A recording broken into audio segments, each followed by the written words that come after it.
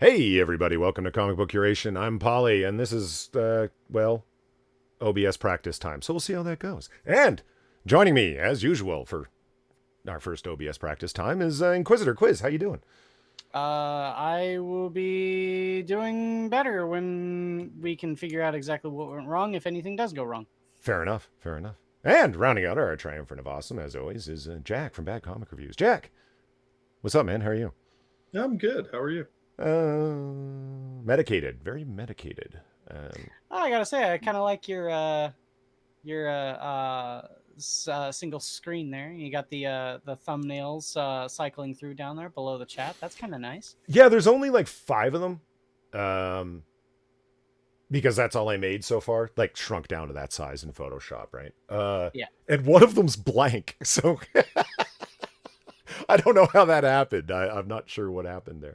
Hey, we got Jessica Alba drinking on a bottle of liquor in a sexy stripper's bustier. Can't go wrong with that. Now, Jack. See, people, this is called production. This is called continuous improvement.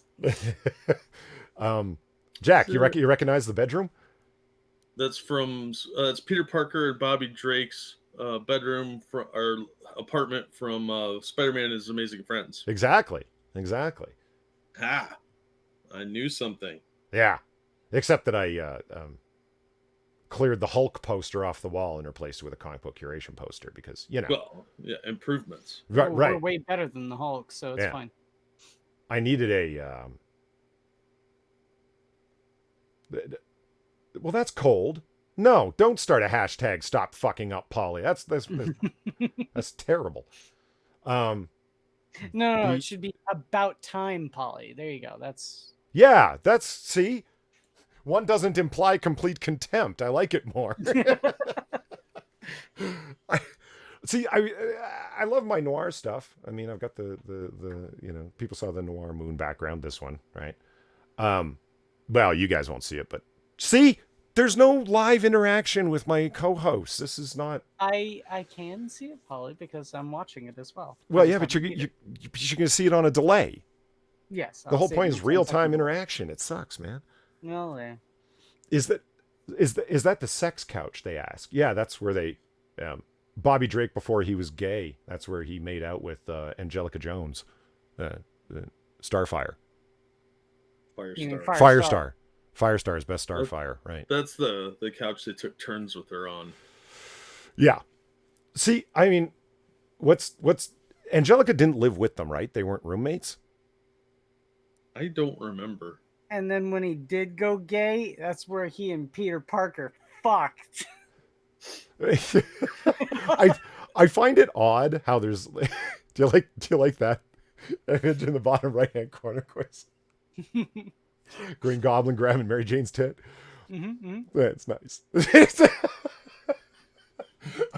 I forgot I put that one in there. Oopsie doodle. Well, that's obviously not Mary Jane. She's white.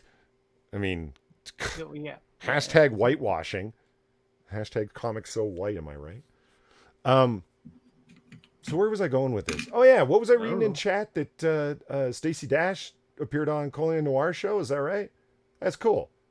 I want to check that out. Oh, did she show her weird feet? Because I don't think you'll enjoy it too much. Stop adopting monkeys' weirdisms. Okay, I don't care about her feet. I don't look at feet. Feet are gross. Well, then you're obviously not on the same level as what's his name? Shit. Quentin Tarantino. Yeah, well, he looks like he's aging like B. Arthur, so. B. Arthur's dead. Yeah, and look at him. B. Arthur lives on in our hearts. That's just enough. Yes. So she. Yes. She'll always be Maud to me. Actually, I got a question. Does anyone know, without having to go to Wikipedia, what the name of B. Arthur's character was in the Star Wars Holiday Special? Oh God.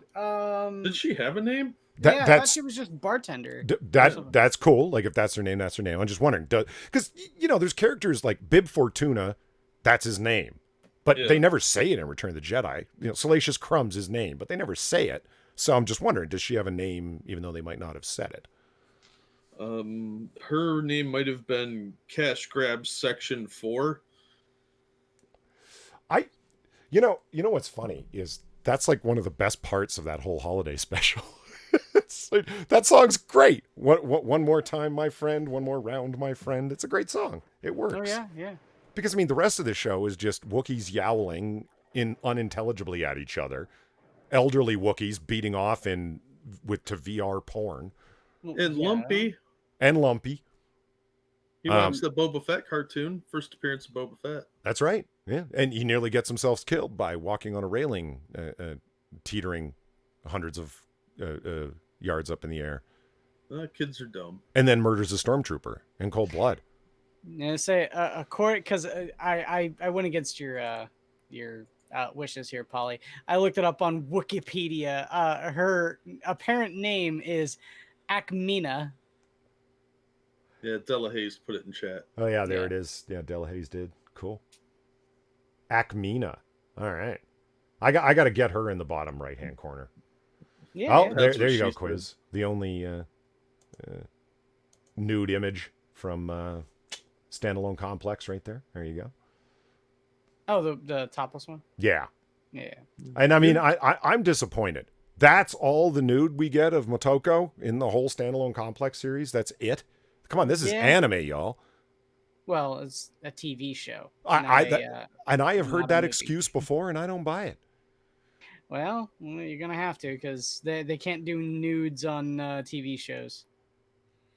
Not that attitude. Well, we are talking about the Japanese. I mean, you know. Well, we are talking about the Japanese, aka the people that don't show genitals of any kind. They mosaic that shit out because they have weird decency laws or some kind of bullshit holdover from like the weird 40s. All right, so I'll give you guys a choice. Where would you like to start?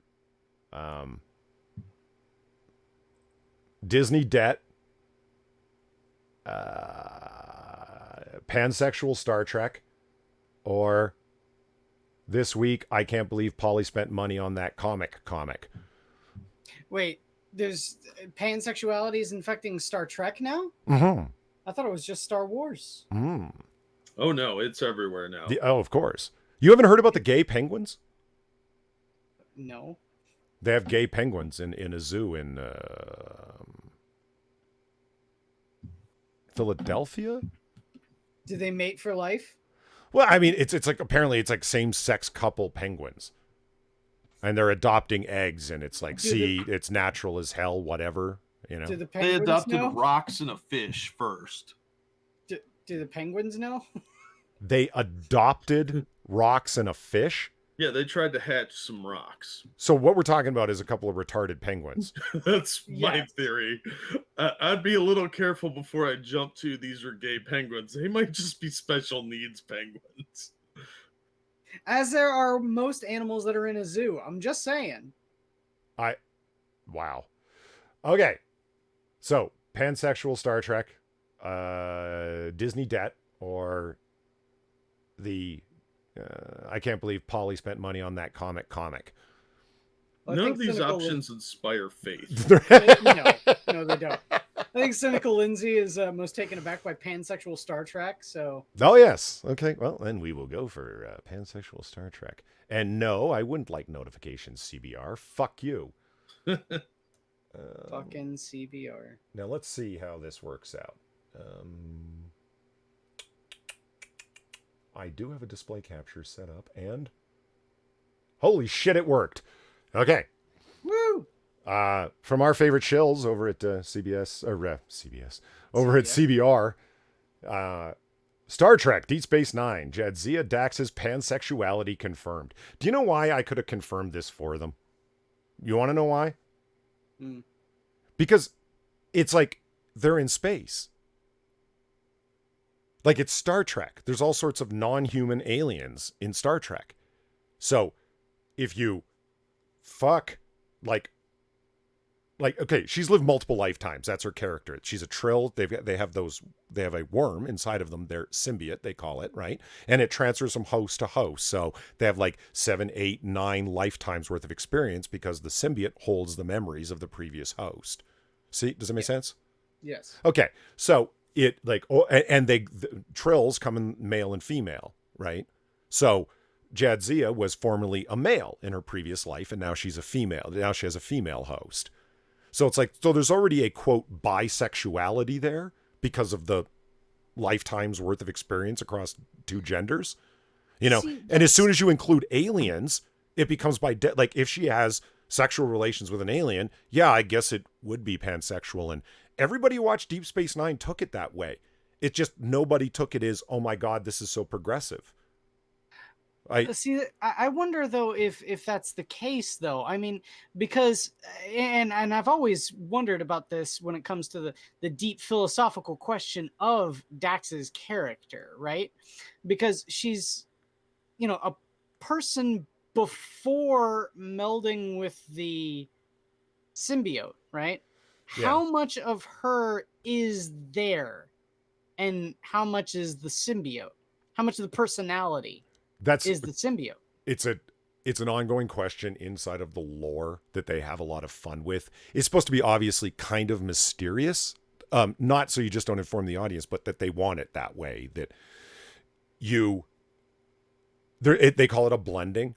That when you have the symbiote in you, you have the memories of all your previous hosts, but you are still yourself. And then it like I said, it's a blending. It's like the symbiote takes on personality traits that are new every time it takes on. It's not just raw memories. It's also personality traits and experience and skill sets as well. So it's also kind of fluffy edges, like, to keep it mysterious. It's this wonderful thing that only the Trills do, and we don't understand it, It just makes me weirded out. Why is Cisco so accepting of it? To me, that'd be horrifying. I'd be like, get that fucking thing away from me. Well, I love how Hammer's in chat. Hey, what's up, Hammer? He's quick to point out she kissed a girl on the show. Yeah, she did. Oh no! Because and why? Well, not for woke points, even though I don't think they were doing it for wokeness. Because when you watch the little featurettes on the DVD, it was more about them trying to be edgy. We want like a lesbian kiss in Star Trek because, as everybody loves to point out endlessly just to be progressive, Star Trek had the first interracial kiss on television, which, if you look into it, isn't technically true, but doesn't matter. It was Kirk and Uhura. And they were forced to by telepathic aliens that made them do it. I mean, that's not sexy. So it was the first Me Too moment. Jack, shh, don't give them ideas. I didn't even think of that. Let it stop. Let's just move on. Nope. All I've learned from this article is that every time I wanted to have sex with Dax from watching that show, because she was hot, it was actually a 3-way. With a worm. Yeah, whatever. It's still 3-way. You still get a 3-way belt. No, I mean, God, no. At one point, Cal Hudson, one of Ben Sisko's longtime friends, who knew Curzon Dax, who was the old man who had been the previous host to the Dax symbiote. Yeah, who dies in the first episode, right? Yeah. Well, they flash back to his death, kind of thing, because it was very recently that it happened. Exactly.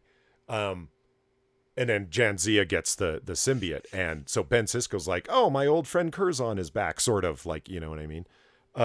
Cal asks him, like, it must be pretty weird having like good old Dax around, but in this new form of this attractive woman. And he's like, yeah, it is pretty weird. And Cal's like, wait a minute, you two aren't. And then Cisco says, no. He's quick to go, no way. Well, I'm not banging her, man. That would be too weird. Yeah, imagine fucking your longtime male friend and now in the form of a female. That'd just be... Whew. Anywho, let's read the article. It'd just be like your college buddy talking to you while you're banging some chick. Why you got to make it weird, Polly? Yeah, I'm the one who made it weird. Yeah, he's the one that made it weird. A Starfleet officer from the Trill race, Jadzia, was the latest host of a symbiote known as Dax, who bonded with her, granting her memories of all his past life experiences to form a merged being. With several lifetimes under their belt, Jadzia had lived male and female lives, according to Farrell, while appearing at Star Trek Las Vegas this past weekend, had a pansexual orientation. Yeah, well, of course she did. Terry Farrell says Jadzia Dax was pansexual. The only rule was, are you interesting to me, and do I want to know more about you? Well, yeah. Well, Jadzia herself was 28 years old at the start of the series, and the Dax symbiote was approximately 300 years old and was open to relationships regardless of the gender of the prospective romantic partners, and was part of one of television's first same-sex kisses in the episode Rejoin. See what I mean? Now, why was it a same-sex kiss? Well, Jadzia was... They made it confusing on purpose just to show you how complex Trill's lives can be. Jadzia, at the time, it was a former... she was in a female. I think it was Emily was the host at that time. And yeah, she kisses a woman, but they were both opposite gender at the time in their former hosts. And the idea is you're not supposed to make relationships with previous people that you've been involved with. When you die, you don't go get into, and then you're reborn into a different host. You don't go reform your marriage. That's a severe taboo in Trill society. So it's like they were breaking the rules by re-encountering each other and making out. That was the point of the series. It wasn't, but like I said, it's like one of the first same-sex first. What are we always saying? Yep. When do they bother to talk about Star Trek? When they're shilling for it? Because they've been paid to, in my opinion. They're all access media. They all been paid to do this. Or they can talk about a first. It's the only time. Media people, you're scum. You're scum. Yes. First. James Colley says he found me a Ghost in the Shell pic. Oh, Jesus. Oh, Ghost in the Shell standalone complex pic. Well, that's what Twitter's for. Later in the series, Jadzia would enter into a romantic relationship with Worf, reassigned from the Enterprise to join the crew of the Federation's Station Deep Space Nine. Yeah, you don't really have anything to talk about other than this tweet. Do they ever? Right? However, tragedy would strike once again when a pregnant Jadzia was killed by a Cardassian villain, Gul Dukat, in the season series 6 finale. Spoilers! The Dax symbiote, with Janzia's experiences, memories, the new incarnation of Dax, an attempt to... Jesus fucking Christ! This whole... I know I've pointed out before, and I don't know why I'm surprised. Chat. It's just this. This is it. The entire article is just that tweet. They got nothing else. It's woke points. Yeah. Yeah. We can make a point about first and progressivism, and so, yay. Man, there's a lot of double heresy going on in the chat right now. I'm just noticing. Double heresy. Yes, it's people that want to fuck aliens. That's double heresy. I'd bang a Klingon female, says it's cut off. Is that Chaos Eve? Yeah, it's Eve. Yeah, I hear you, Eve. Klingon females are presented as being... Sometimes they're just mannish as fuck, and sometimes they just look powerful and sexy. It's depends on which Klingon you're talking about. I banged that one that was on Voyager. Yes. She was pregnant! For part of one season. So it just means you don't have to wear a condom. You ain't into no baby's mamas in a real big way, huh? No, the most unattractive feature a woman can have is a child. Wow. Middle age is going to be very disappointing, dude.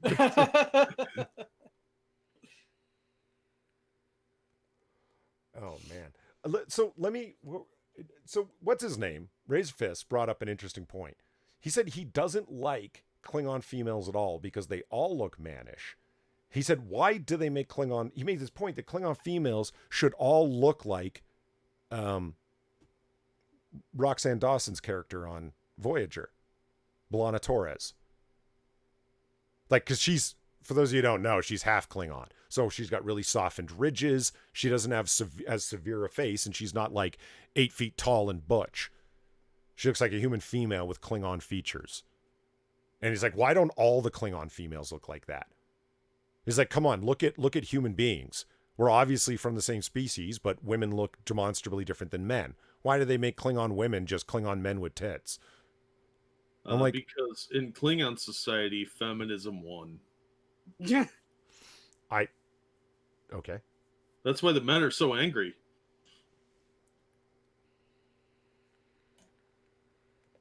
Well, you just insulted someone in our chat. Well done, Quiz. Well done. That's I didn't mean you, Angela. It's fine. you've got to learn a little bit about audience decorum, man. My God. Oh, okay. Okay, so what we have left on our wheel of depression here is Disney Debt, the new one on Disneyland Star Wars feature flopping, Galaxy's Edge, and the I can't believe Polly spent money on that comic. I absolutely love the idea of Disney flushing themselves down the toilet. Yeah, that one's probably gonna take a minute. Yeah. So we should probably do your rant first on why'd you spend that money. Yeah. Oh, I'm well. This will probably come as a disappointing note to the audience. You know what I didn't do? Send out a tweet saying the show's live. Good job. We are Continuous improvement, people. Yeah. Holy fuck. I don't know why I just thought of that, but I did. It's like, wait a minute, I didn't tweet the show out. Oops. I don't know how many people are watching. Is it lower than normal? Did I just damage it? We have 54 54. watch. Oh fuck! Our chat is so awesome. Holy fuck! Yeah, they are. And you're going around insulting them. God damn it, Quiz. Yeah, I forgot to send out the tweet. I don't have a thumbnail for this week. I'm fucking up in all kinds of ways. But hey, OBS gives you 10 new buttons you got to press for everything. It's it got more complicated. People understand. So the other thing is, it got more complicated, but it looks a lot better. Well, okay. You know what I just found out, Jack? What's that? Well, in Quiz too, but Jack he probably knows about this and watched it originally. You seem to have seen everything when it first aired. Did you know there was a Spider-Woman cartoon from 1979 to 1980? I remember it being out. I don't remember ever seeing it. I probably did, but I was pretty young then. Ebony Williams says, Polly, stop screwing up. Et tu, Ebony? Turn around, Polly. I'll pull the knife out. Yeah. Nah. Hey, let me take a look at my task manager and see how I'm doing. Oh, my CPU's only running red hot. It's not quite at magma yet. Good. Ah, you're good. Yeah. I mean, it's not like it's going to burn out or anything. But yeah, it's done by a different studio than Spider-Man and His Amazing Friends. I got to go find this. I didn't know that was a thing. They did a lot of in the late 60s, early 70s, up through the I guess the late 70s even. They did a lot of these weird they were almost like taking comic panels and moving them around. Like they'd cut out Captain America and move him around a little bit. It was almost like a stop motion sort of thing. It was just really, really basic animation. I know they did Captain America and Doctor Strange and a couple others like that for a hot minute, but they're really hard to find now. They were on VHS once. Yeah, if they're on VHS, that probably means they're on perfectly legitimate websites. So yeah, you just it'll take a little while to track it down. That's all. So if it's out there, you'll find it. Okay, so getting back to the point, I just remembered that Spider-Woman cartoon yesterday because I saw the background here of Peter and Bobby Drake's apartment. Okay, so Quiz wanted to see what I spent money on and shouldn't have. You guys ready? Sure. Silver Surfer Black, number 3. Oh, why, no. dude? Oh no. I told you, I'm the target chump for this series.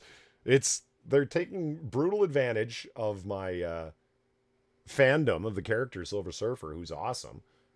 And yeah. So we can take a look at the bad art. Unfortunately, you guys are going to see it in delay, so I'll go through it slowly. Don't worry, I'll figure out a way to do live share with these guys for next week. God, look at that art. It's awful. Yeah. You know what this looks like when I saw this cover? I walk in and the comic book guy's there and I said, hey man, what's up? He's like, oh, hey, here's your pulls. And that one was laying on top and I just looked at it in disbelief. It looks like he's surrounded by bacteria and he's been shrunk down to microscopic proportions. It's, God damn it, Tradmore. Okay, so let's just leaf into the I found Spider Woman. I threw it in the chat nice. You found it on what? Is on on YouTube. It's on YouTube. Cool. Yeah, there's Cool. a bunch of them on YouTube. Yeah, I just watched. I only discovered it was a thing last night. That's why I'm bringing it up. I had no idea until last night it was a thing. I love how they're censoring his butt. Well, they don't want to objectify him, Quiz. Oh. I love this first page so much. It's like this is just, oh god, this is terrible art. I mean, chat, look at this. What is wrong with that chick's lips? Oh, I know. Well, Trad Moore's wrong. What's wrong with them? Yeah, he's a terrible artist. Why did you pay money for this? It's not the story. The story's fine. It's more of like a personal exploration, and that's what a lot of Surfer is about. It's about his psychology and him dealing with immortality and cosmic powers, but having no duty. Because he's no longer a Herald of Galactus. So it's like, what does he do? And it's like, it's him kind of figuring out what his place is in the universe, you know?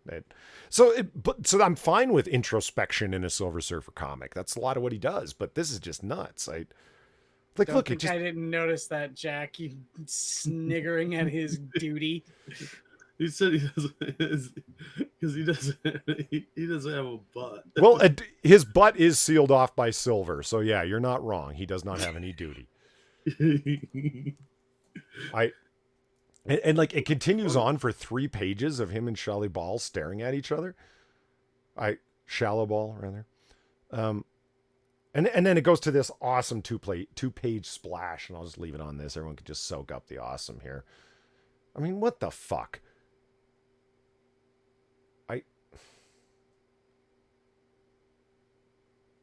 Stop giving them money, Bronco Boas. Yeah, I know. It's Crack said, does Polly hate himself? No, it is kind of a lesson in self punishment, because sometimes you just roll the dice.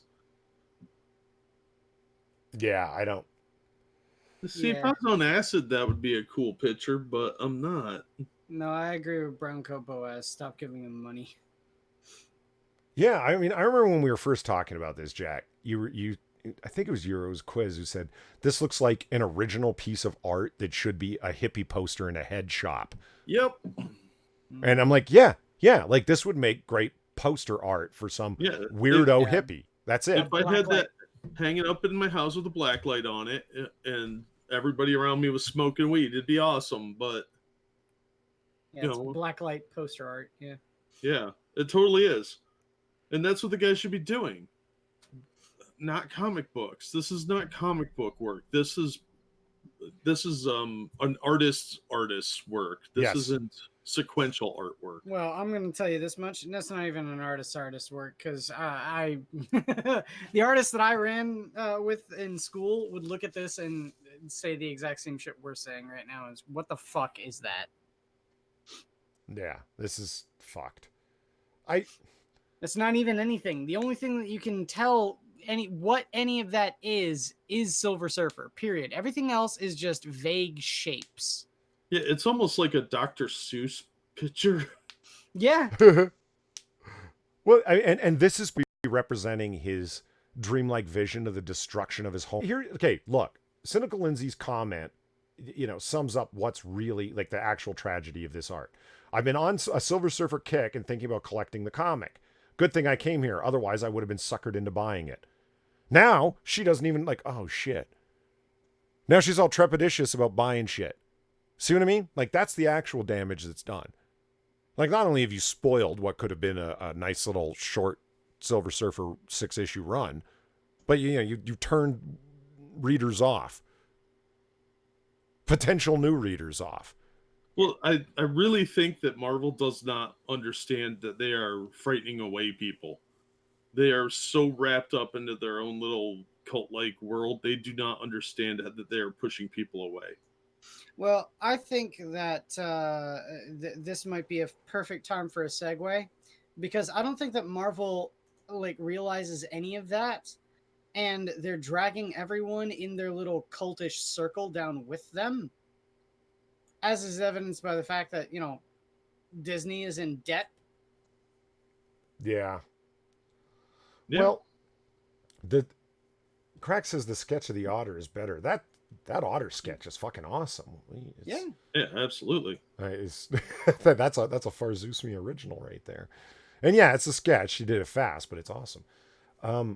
I will. That does actually serve as a nice segue over to something. And since we're on it, we might as well talk about it because I'm sick of looking at that display capture. Yeah, I think you guys know where I'm headed with this. Marvel Comics hires Zoe Quinn to write a Hellcat story. Captain Tripper, Silver Surfer meets Yellow Submarine. You ain't wrong, bro. Yeah, good. Yeah, exactly. Trippy to be trippy on purpose, and look how weird I can get, and everybody applauds. I'm like, oh my god, your style is so like original. It's like, yeah, only artists would think so because it's novel styling, but it's nothing no one wants to read. Yeah, exactly. Anyway, that's why I said he's an artist.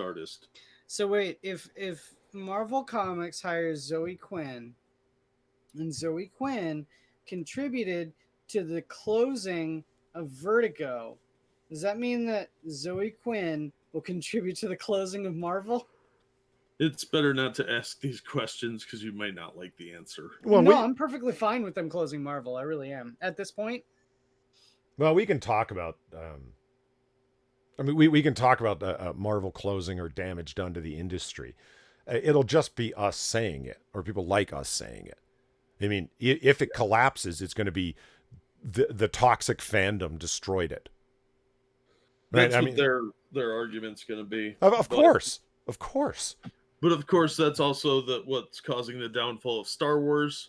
And that excuse only goes so far before it starts turning into the racist thing where everybody's racist and it loses all meaning. That's the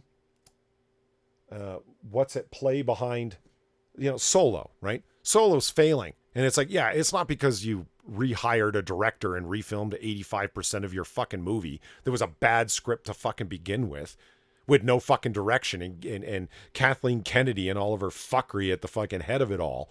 And it's like, that's not why it failed. It failed because of alt-writers and fucking Russian bots fucking them up on Rotten Tomatoes. They actually had the nerve to blame it on that. Oh, it's a whole bunch of toxic fan people voting us down, and actually brought up Russian bots as an explanation. I think it'll be funny when this sort of thing reaches Joe Normie. Because, like, we sit here and we pay attention to this kind of stuff because, we're mired in it. We look for news around comic books. We look for news around, sci-fi pop culture and stuff. Because, number one, we love this stuff. We want to ensure its protection and respect. But number two, all of this sort of stuff we've been predicting. We've been seeing the writings on the wall. We've been seeing the shifting seas, and we've been saying that these sort of things will happen. I want to know what Joe Normie is gonna think when they hear that Marvel Comics, in spite of the MCU's success, shutters their doors because of these people. I don't think they'll understand it. Well, they're going to be sitting there going like, well, I don't understand why they're closing. I mean, the MCU movies did so well. I don't. Well, okay. Before I forget, Cynical Lindsay, you know, as we talk about, there's plenty to enjoy with comics, and yeah, Silver Surfer gets my huge applause, and it went through 3 volumes before it went into its current fuckery iterations. So I mean, you can read the original Jack Kirby stories, like holy fuck, you can go back to volume 1 and all that awesomeness, and then there's the Ron Lim years, like. Oh my God, that series ran for over 100 issues and it was fucking fantastic. Like there's highs and lows in it, like parts that are better and worse. But like, I mean, I pitched the Herald Ordeal, the 6-issue story arc is fucking fantastic. So yeah, read the collected editions and they're not particularly expensive if you want to collect the original floppies. So yeah, I encourage you to collect Silver Surfer. There's fucking decades worth of awesome material out there. Just don't buy the new stuff because it's balls.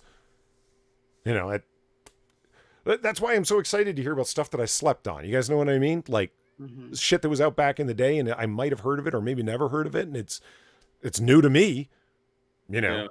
That's always excited to hear about some shit I slept on. Oh yeah. And then Jacob Jet says, every comic book curation, we turn them off of reading something. Well, hopefully we turn you on to reading something too with the pitches. Jesus.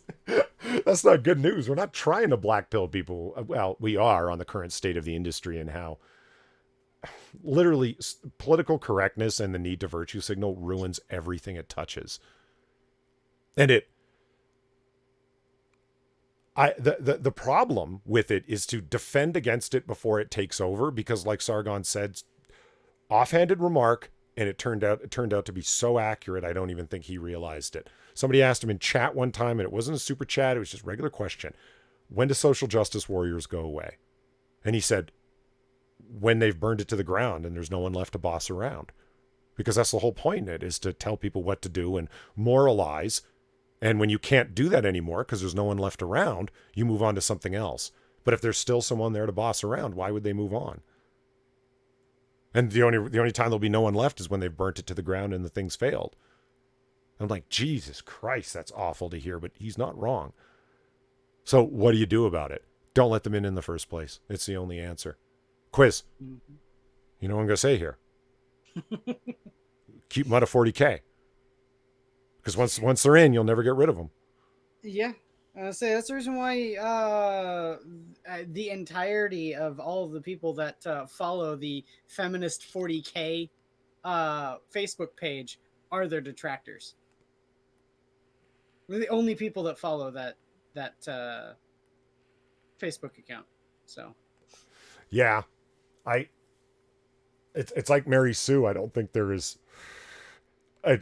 I know you don't accept it, Quiz, but we're punching down talking about them, man. We're not. Yes, we are. Until we get bigger numbers, I'm not going to believe it. But like I've said, we don't have any irony views. They're mostly irony views. Oh yeah, yeah. People don't watch us to hate us, I'd like to think, and I'm pretty sure that's the case. We don't have a single Mary Sue story this week, but I mean, we easily could have. Oh yeah. I mean, they wrote a story about what a real life superhero Jason Momoa is, because he's putting off time filming Aquaman 2 because he's doing activist stuff. Activist stuff in Hawaii, something about protecting native lands, sacred lands, whatever. Yeah, I have a theory about that. I'm glad you brought that up. I think that whole thing about protecting native lands was a setup by none other than our very own Polydub to get Jason Momoa out of the area so he could put the moves on his childhood crush. You're so lonely while your husband's out there being an activist. Oh, let me comfort you with my penis. I'm just saying a couple things. One, Lisa Bonet's pretty hot MILF. Okay, number two, I've heard my penis can be rather comforting, yes. So, well, she's not going to know until you give it to her. So good luck. Well, he's out of town, right? And, they're for postal code, right? That's how that works. Well, I don't know if I buy into that particularly. I'm just trying to make the point that my... I'm not judging you, man. It's cool. Whatever you do, you. It's not my thing, but you do you. PG watches the show to watch me fail. So there's why? Ranting Monkey fails in much more spectacular fashion on a nightly basis. You're only going to get a limited amount of it here. So I've got to wonder, Polly. I've got to wonder two very important things. Uh-huh. Do you like Edwin Boyette? And do you like Mike S. Miller? What? Either one of those guys. Are you trying to get me in hot water with a certain contingent of the Comicsgate crowd? No. I'm just wondering about those two in particular, because then we've got to go to Twitter to warn those two guys, because I think Jason Momoa might be there to fuck them.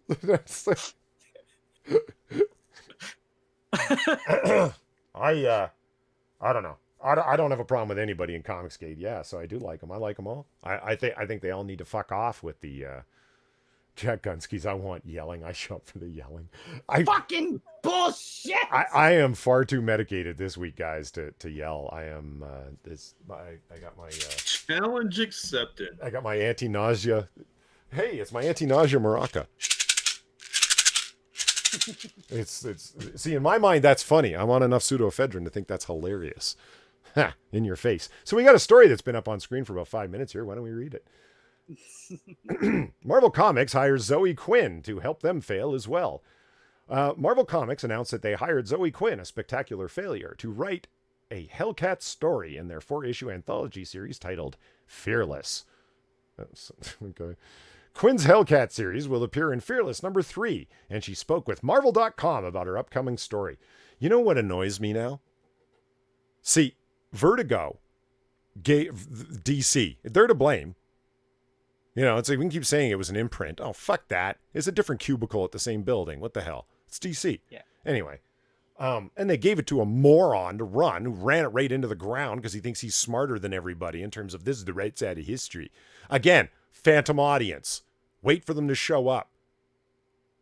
Right? And did they show up? No, they didn't. No. Oh, well, the alt-right must have stopped them somehow.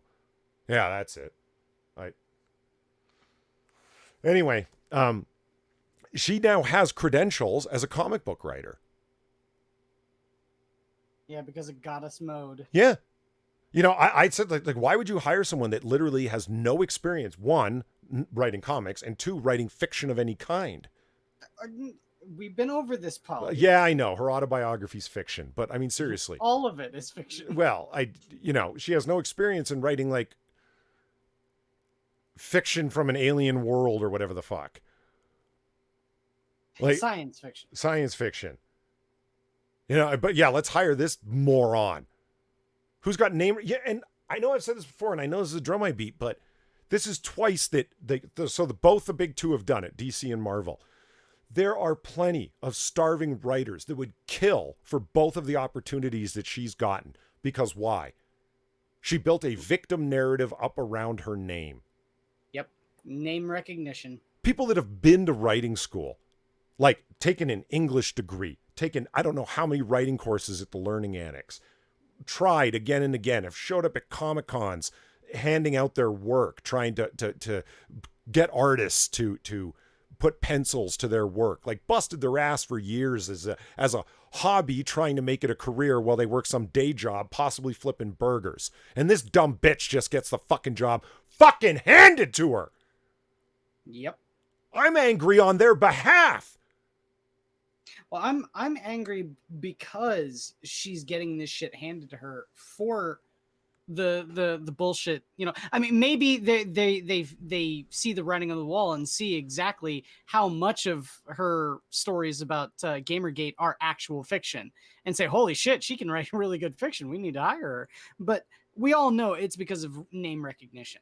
It's all because she got her name in the papers because of what a victim she was, because of the whole big bad boogeyman coming out after Gamergate to ruin her life, which all of it was bullshit to begin with.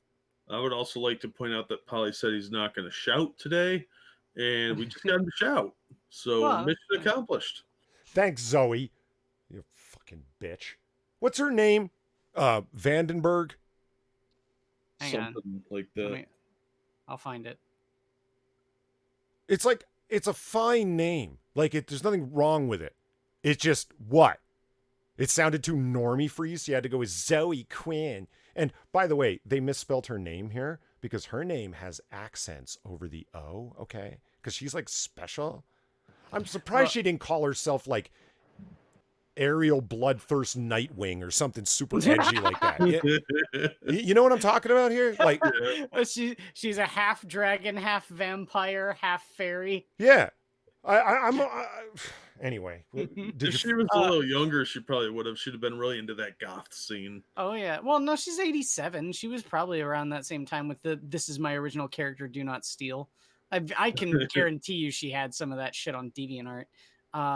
But her real name is Chelsea Van Valkenburg. Chelsea Van Valkenburg. Then okay, if you want to like go with a simpler name, like why not just like Chelsea Vulcan?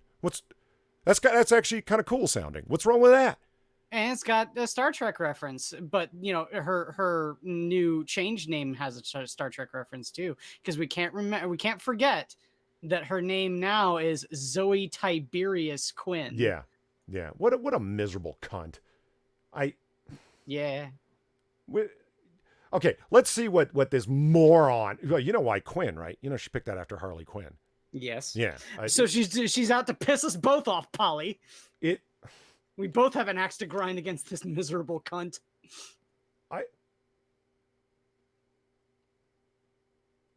Cynical Lindsay says it angers me too, thinking about how many qualified writers have been passed on to give this victim card carrying cum dumpster. Whoa. Whoa, Polly. You're gonna get your boy Zach here if you say those two words. I was quoting Cynical Lindsay. It's not my Jesus. That was but I understand the anger that generates that. Like seriously, people that have tried forever and a day. You know what I mean? Like like they were never even in the running. Because and it's like, you know what? Ta-Nehisi Coates on Captain America, it's such an egregious fuck you to Captain America fans. That's obviously trolling fans in a big way. But there's the other side of it. We're getting a writer who is known as an essayist, and he is. Who's a professional essayist, and he is. He's published in newspapers all over the place, totally. So to the name recognition argument at least makes sense there. I have never argued that Ta-Nehisi Coates was... Well, the reason he was hired for name recognition is bullshit. No, the way he was hired is, listen, wrong guy for the job, no experience whatsoever writing fiction, number one, and no experience writing comic books, number two, right? So why would you hire this fucking guy who writes essays for a living? Even when he puts together a book, it's a collection of his essays. He's an essayist. Okay, so you're hiring him purely for name recognition and to stick it to the fans because we want to be woke as fuck. This is the most woke guy. I mean, Jack, I liked what you said on Monkey in the Morning this morning. It's like, I think that was this morning. It's kind of blurry. Yeah, I don't know. Where you said, I don't know if this is the case or something like that, but I think Ta-Nehisi Coates might have a little bit of problem with white people.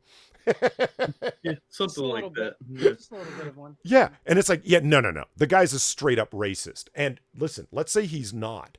Okay, then he doesn't mind publicly coming across exactly like he is one. Yeah, that's just it. Like he could be doing like the Sean King thing where he's just cashing in on the growing sentiment of anti-whiteness out there.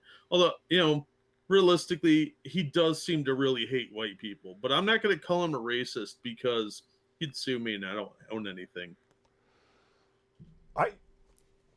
Let me put it this way. That guy spends a lot of time talking about Donald Trump. That guy has said more public things that your average reasonable person would take to be coming from a racist than Donald Trump has said things publicly that your average person would take to be coming from a racist. Yeah. Yeah, I just don't... I view a lot of these people sort of the same way I view illegal immigration, just to make this a really hot button conversation. They're line jumping.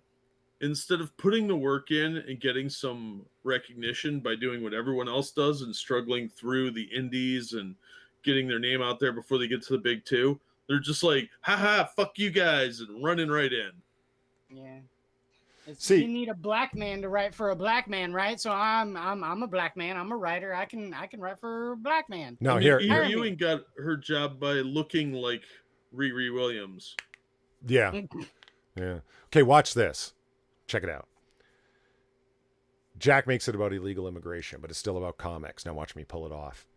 Illegal immigration, which is most prevalent along the southwest border, which is where Border Town was based, which was on the Vertigo imprint, which also published Zoe Quinn's book. And here's our article about Zoe Quinn. Okay. Zoe Quinn's quote here is... That's a good point. Okay, let me see. What I love... That was the weirdest 6 degrees of Kevin Bacon I've ever seen, but nicely done. Well, I had to bring it back around somehow. I think... And it worked, God damn it, it worked. Okay, here's Zoe Quinn. What I love about Hellcat is that she's starting and has been through hell, literally. And instead of being bitter or mean, she's still sweet and cares about helping people. That she does by... What? People then... Oh, she cares about helping people than she does about punishing them. It's really fun to write for her because in addition to her own awesomeness, she's got this really excellent supporting cast of all really relatable street level supers, gig economy workers, An actual dang demons? An actual dang demon. I don't know. Is she in a band? Quiz? I have no idea. You mean you're the guy who's supposed to be furiously typing when these things happen? All right, hang on. I'm pretty sure that's like when bands get gigs at bars and stuff. Like, is that like the tech industry or something? Is that Gig economy is a free market system in which temporary positions are common and organizations contract with independent workers for short-term engagements. The term gig is a slang word meaning a job for a specific period of time and is typically used in referring to musicians. Yeah, told you. It's band thing. Oh, bands get gigs. I get it now. I don't know. I got caught up thinking gigabytes. I didn't even kick. Like, yeah, a band gets a gig, of course, right? Okay, I see. I win again. Thank you, Internet. I gotta keep writing these entries in Wikipedia. Well, this is from whatis.com is where I got Oh yeah, I'm gonna write for them too, so I'm always right on stuff. Man, you look really good for being a Margaret Rouse. Well, see, Posted this. Frosted Glass thought so too. A gig economy is 1,000 economies. See? Yes. He thought like I did. So anyway, Quinn was part of the creative team. Yeah, that's what they were, a creative team. Behind Vertigo and DC Comics' Goddess Mode. Her book was part of a line-wide relaunch and rebranding effort for Vertigo Comics, which then brutally failed. Instead, DC Comics would shut down the entire publishing imprint. Not only was Quinn's book part of the line-wide relaunch, but she had a number of Vertigo Comics creators who were part of the relaunch and rebrand quickly made themselves controversial political figures. Yeah, exactly. Related, Zoe Quinn calls Republicans evil, violates DC Comics social media guidelines. And what happened to her? Nothing. Well, Nothing. no, she did by proxy get fired, but only because they shut down the whole imprint. Not only did Quinn follow... Oh, wait a minute. No, wait. Not only did Quinn follow her fellow creators at Vertigo, sorry, I'm bad at reading, but my eyes are jumping. I'm all drugged. But the books simply didn't sell well at all. No, they didn't. Quinn's Goddess Mode shipped 17,471 copies for the first issue. The second issue would only ship 8,000. Half of those were probably over ships. Exactly. Like, and our longtime chat probably already knows this, but if you hadn't heard it before, forget, shipping numbers is just, that's the only thing they can track. It's very difficult, impossible to know how many comics actually sold because it's across a whole number of stores all across the country. Less stores every year, mind you, but still stores across the country. How are you going to track that, right? So they track how many of them they've shipped, which means purchased by the individual comic stores, but that doesn't mean the comic store sells every copy. Go ask any comic store owner. Jack will tell you, sometimes shit just doesn't sell and it ends up going in the dollar bin. They use it as giveaways, all sorts of shit, you know? Oh man, it sucks too because that gets real expensive real fast if you're a small store. I can only imagine, man. It must be stressful ordering comics. Whew. Like the amounts to order, what's the right amount and such. Quinn won't be just joining Marvel. IDW's publishing announced Quinn will write the story in their upcoming The Addams Family, The Bodies issue one-shot. She will be joined by artist Philip Murphy, who apparently has no self-respect nor dignity. Quinn discussed why she is interested in writing The Addams Family, in addition to her obvious freakishness. Quote, as a goth who fell in love with The Addams Family at a young age... Oh, fuck yourself. You See? cunt. What was the name I came up with? I forget already. Ariel Bloodthirsty Nightshade. Yes. That's... As a goth who fell in love with The Addams Family at a young age and renamed myself Ariel Bloodthirsty Nightshade, is a dream come true to write for the iconic loving family of oddballs. As a comics creator, you fucking bitch! You see? That's her fucking cred now. Yep. And the comics creator, you miserable fucking fuck. You never would have been able to say that you were a comics creator had someone not pity given you a fucking job because of the bullshit from Gamergate, you shameless fucking extorting cunt. Everything about you is fraudulent. Remember, she's a game dev, guys. She's not a comics creator. Oh, wait a minute, she's both. Oh, wait a minute, it depends on who she's talking to. She's every woman. It's all in her. Fuck. She's also a sex worker too. Oh, but she's also a victim too, because those nudes were leaked, even though she, sold them to suicide girls. Well, isn't that her sex worker cred is being in Suicide Girls?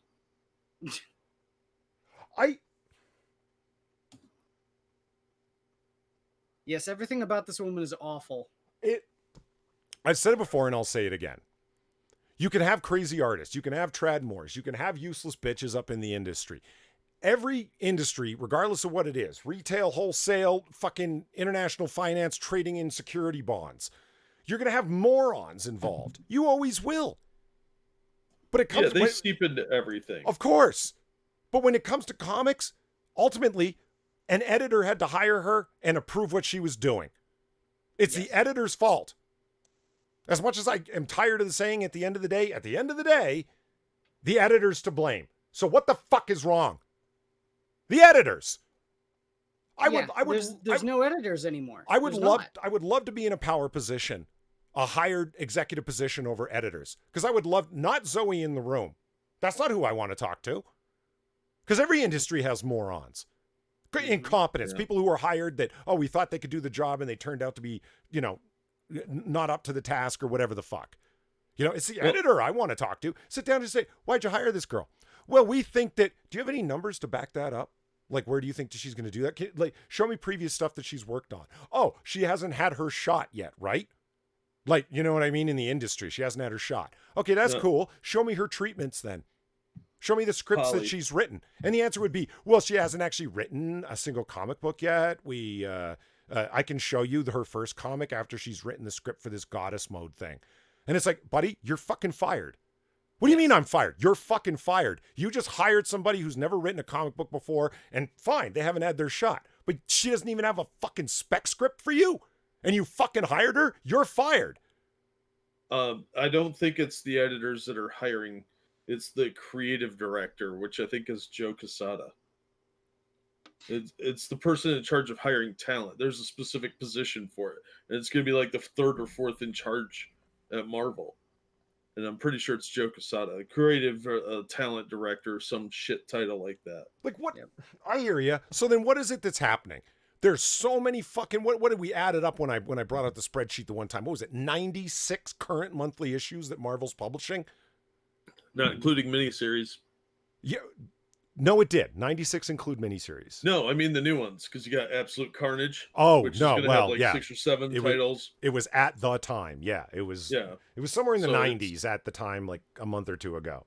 But I mean, what's happening? Shit's slipping through the cracks? That's how it's possible to hire retards who have absolutely no background in the industry, who promote themselves as fucking game developers forever and a day, and then realize they've run out of guys to fuck to promote their fucking game because all they're capable of doing is programming fucking text fucking games. Mm-hmm. Hey man, Zork is a classic. Zork is a classic, but Depression Quest is hardly Zork. Right? Well, it made me sad knowing it exists, so it all comes down to, guys, the comic book industry is fucking dying and you're hiring, like, how is this anything other than a tip of the hat to social justice? And I know it's like, there goes Comicsgate complaining about this again. No, fuck that and fuck you. There you go, putting stuff in front of us for us to go, Jesus Christ, what's wrong with you guys? No, it's not just that, though. It's people that don't know how to do their jobs, flailing as they panic because everything they did has failed. So they don't know what to do. And they're not going to ask for help because then they'd have to admit they fucked up. So it's the George Costanza model. Once you start fucking up, everything snowballs and the fuck-ups get bigger and bigger. So they think they can hire somebody with name recognition. And you're looking at a bunch of guys that are boomers. Like Joe Quesada's, 50? Somewhere around there. He doesn't know who the fuck she is. She's a controversial figure. That's all he knows. So he's like, hey, this person's controversial. She'll bring people in. Let's hire her. he doesn't do any research beyond that. That's what the problem is because they're trying to cover for their screwing up and their flagging sales. They're making more desperate moves.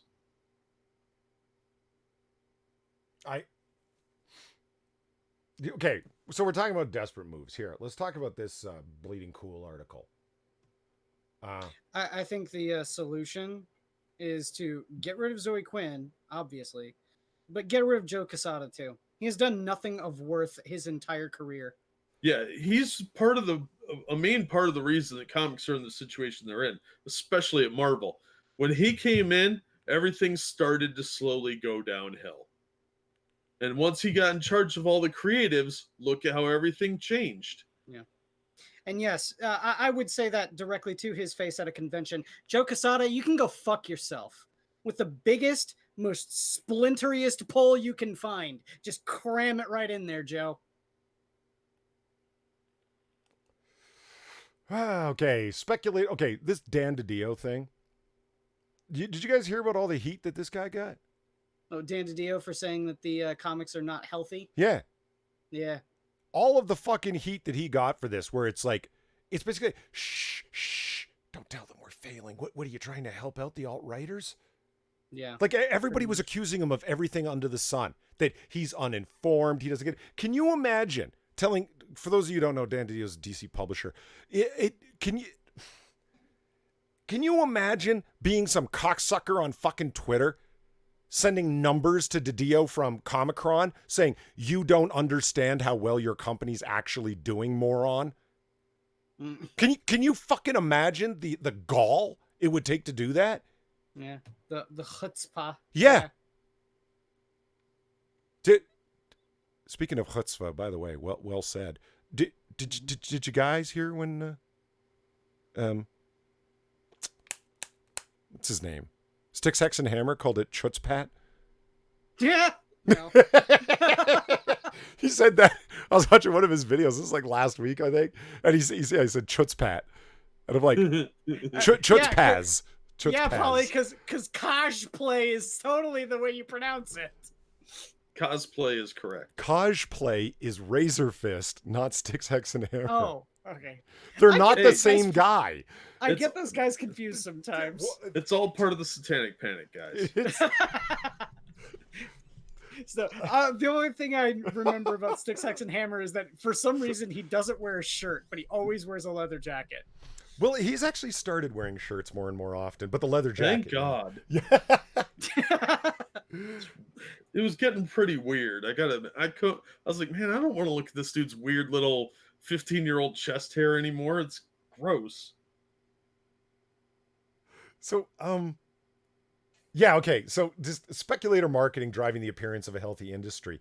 This is in a Bleeding Cool article, and for those you don't know, they're far left retards. You should see their new editor, and she's a purple-haired weirdo because, of course, she is. For years, they're ultimate shills, right? So, how do they talk when Dan DiDio says the industry has the appearance of a healthy industry? This is great material.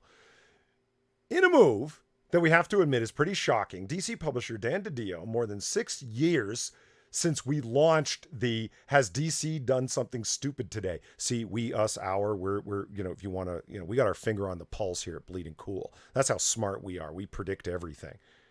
These guys claim more accurate predictions than Sticks, Hex, and Hammer. Sorry, buddy, I love you. I'm just busting your balls. Has finally come out and said something pretty damn smart. Oh, it's pretty damn smart because they agree with what you claimed you said? Oh, okay. Echoing some of the points we've been making for years here at Bleeding... Bullshit! Yeah, I know, right? Here at Bleeding Cool, and before that at the outhouse, because that's where they go to jerk each other off in the shitty-smelling outhouse, DiDio called out speculator marketing and other gimmickry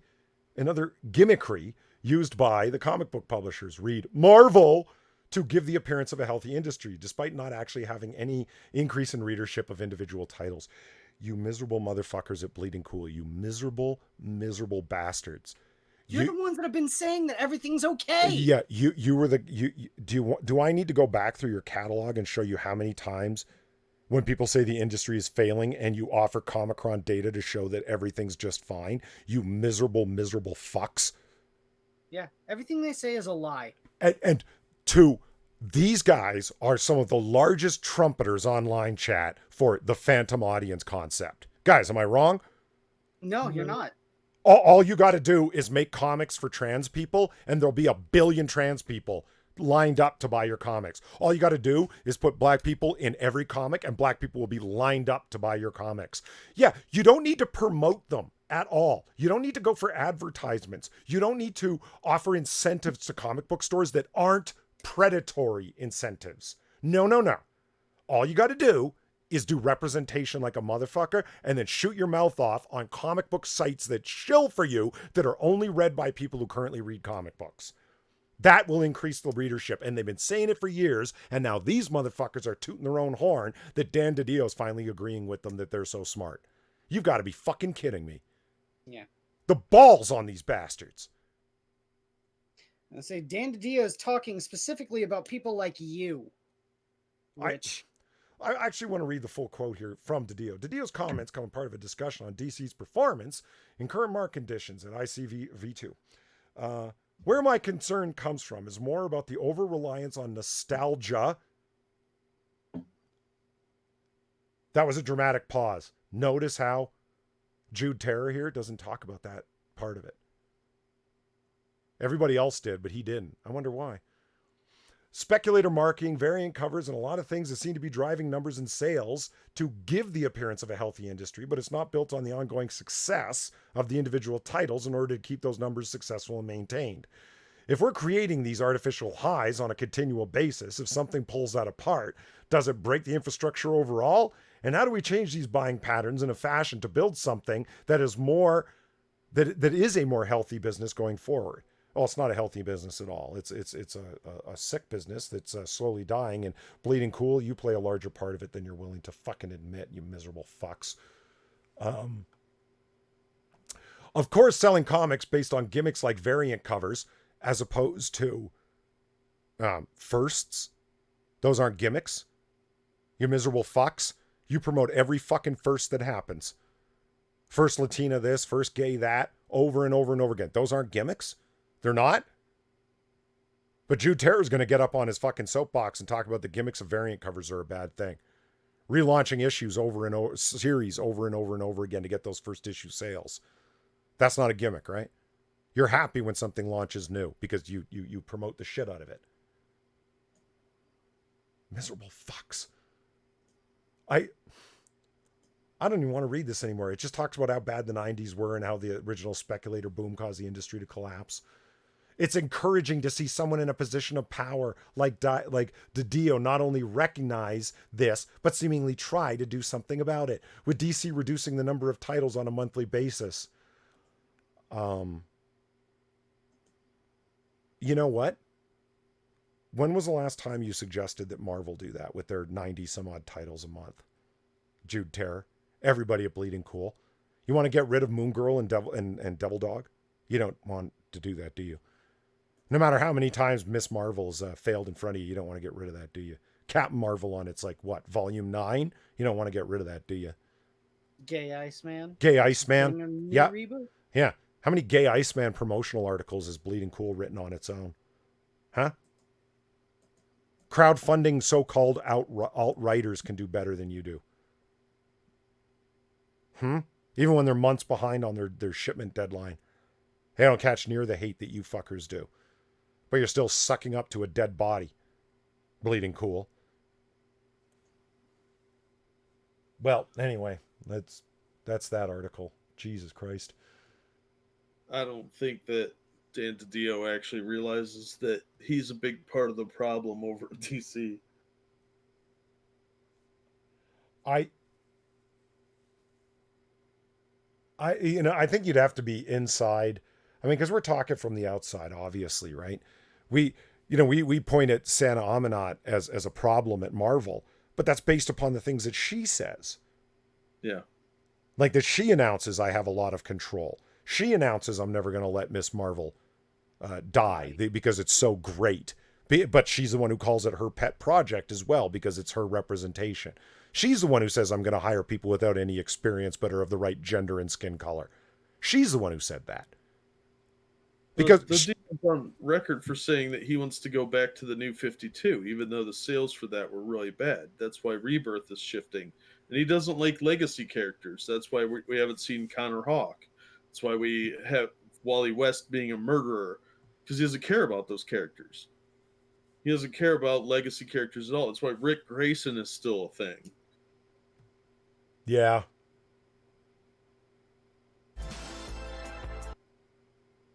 Yeah, and because of that, and Connor Hawke disappearing means that we're never going to see Mia Dearden again. Well, Which is- there's a lot of characters that they only just brought back Connor Kent, kind of briefly. I mean, they're not even trying to bring back characters that were really beloved for a long time. I mean, they effectively ruined Wally West, the white one, not the black, the black one. Yeah, they're still trying to do things like pushing John Kent and Damian Wayne. Yeah, and they didn't even do that right because they aged up Jonathan. Like, you know, he's like 15 or 16. Thanks, Bendis, for that stupid story. Yeah. So yeah, man, I don't think these people really recognize what the problems actually are. I think they're too close to the situation. Well, I think I'm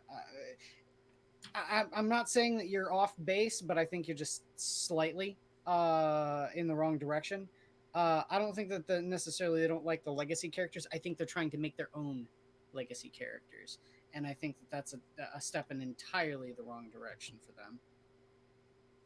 Yeah, I could see that, but I think they're trying to erase too much of what came before, the stuff people actually liked when sales were significantly better.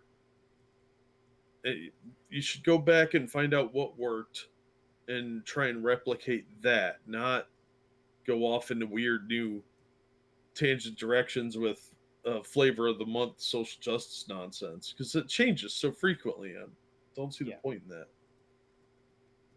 Yep. Sorry, Polly, you kind of derailed your thought process there. No, not really. I was just thinking about what we're going to cover next here. I wanted to talk about House of X, Powers of X for a hot minute. Hops and Pox. Yeah, the House of Pox. House of 10. We came to find out. There it is. This is Pox, so both your Hawkses. This is House of X number 2, issue number 2. So should we give a spoiler alert? We may go into some spoilers. Yeah, let's we're going to talk what's going on in this issue. It's let's give our non-spoiler reviews of it. This issue left me, the art in it first is good. I like this artist, Pepe. God, I can't remember his last name. Larraz or something. Larraz, yeah. Larraz. I don't Larraz. know how to pronounce any of these weird foreign names. Pepe? Yes, Pepe, Pepe. Oh, it's PP. That's his name now. PP Larry. Pepe? Oh God, you're Quiz, talking about- get over it. Frogs, yes, Pepe. Christ. And you're talking about the alt-right? I'm shook. I am shook. Well, I'd be more upset if he was drawing the Toad Thor. Cynical Thor. Lindsay is off. Have a good night, Cynical Lindsay. Hi, Lindsay. The art is great. I really like it. Clearly, you would have to imagine that Pepe Larraz has a pretty high page rate because his art's pretty detailed and involved. So good for you for not hiring some trash artist for a tentpole series like this. Hickman's writing. Yeah, okay, so the spoiler-free version is, okay, I read this comic and it held me. I flipped the pages right through to the end. It's not like I took breaks. I was like, while reading it, I was like, where's this going? Oh, whoa, that's weird. What the hell's happening now? It held my interest, yeah. And when I got to the end of the issue, I'm like, okay, I want to read the next one. So pretty positive scores overall, but it left me uncertain where the hell this is all going. Maybe that's a real positive thing. Keep you guessing? I don't know. What'd you think, Jack? I don't know. My feelings on this keep shifting. First of all, I want to recognize Ryan Walters calling the cover the Mutant AIDS quilt. Jesus I Christ. appreciate that. That was funny. I think that he's trying something, but I don't know if I'm gonna like where it goes or not. There's a few like clues to where things are, and maybe this whole thing is not what we think it is too, because there are a few indications that this might be something else entirely. So Yeah. I don't know. Um, I'm gonna keep reading it. I already talked to my comic book guy. I'm gonna get a really significant discount on these so that I can read, because he wants me to keep reading the X books. Yeah. And I was like, all right, well, Like, look. give me half off, and I'll buy them. I'm paying full cover price. You shut up. I'm Well, not. I, Fuck I'm that. I pay full cover price plus a discount that's across like the subtotal Yeah, before tax. Like, so yeah, I get a discount, but it's not like based upon what issue it is. That sounds like what you're getting. Like, yeah. You need to spend more money. oh yeah, that's You walk into the couple $100 every month, and they're like, "Hey, how can we help?" yeah. I mean, Sad Boy says the art looks nice, and it does. Like, I'm just gonna like kind of like flip through it. I really dig the art style. This is a sequential art level, professional art level quality. This guy earned his page rate, man. This Yeah, I like a lot of the way they set up the shots, like the light coming in the window, stuff like that. Looks cool. The story was okay, but I really don't know where they're going with it, and I don't know if they're going to wrap it all up in 6 issues. It's just going to be one of those things like, oh, it's a lead-in, and in 4 years you might find out what's going on. yeah, That would be fine if it's good. everybody has the fear of Damon Lindelof stories that pretend No, that they're interesting but actually go fucking nowhere. Yeah, that's the problem I have is, that so often they kick somebody off the book, and all those white pages, it's such a waste of Oh, space. I agree. Jack's talking about these pages. This is such a like a double splash page number one, which is okay, fine. This is your introductory page No. that's got your artists and letterers and so forth on it. That can still fit on one page. But these pages of the background story, That could have been condensed down into one page. oh, absolutely. They're running them as long comics anyway. Like it, I don't. Yeah. It's just such a it just drives me nuts because if you cut out all the white pages, it would have been a $4 book. Yeah. It's just shameless cash grabbing. Although I'm guessing that all the symbols there, because they said that's the language of the island. Yeah. I bet if you translate all of those, they mean something. They do. You didn't read about the translations online? They're actually, they went through the trouble to create a language. Not really. It's just direct translation across to English letters. Like, Yeah, it's pretty I stupid. figured it would be, but Yeah. I'm way too lazy to care. Yeah. Because I want my story to be concise, and I want them to like have the symbolism within the book, so I don't have to look at external shit. I don't want to have to do all that. I want to read a comic and escape my life for a few minutes. Not sit there and crack fucking the Enigma code.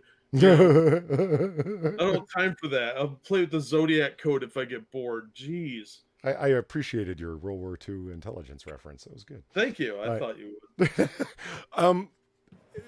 So spoilers from here on out. Okay. Quiz, you're going to get spoiled too, but I got a feeling you don't even want to read this anyway.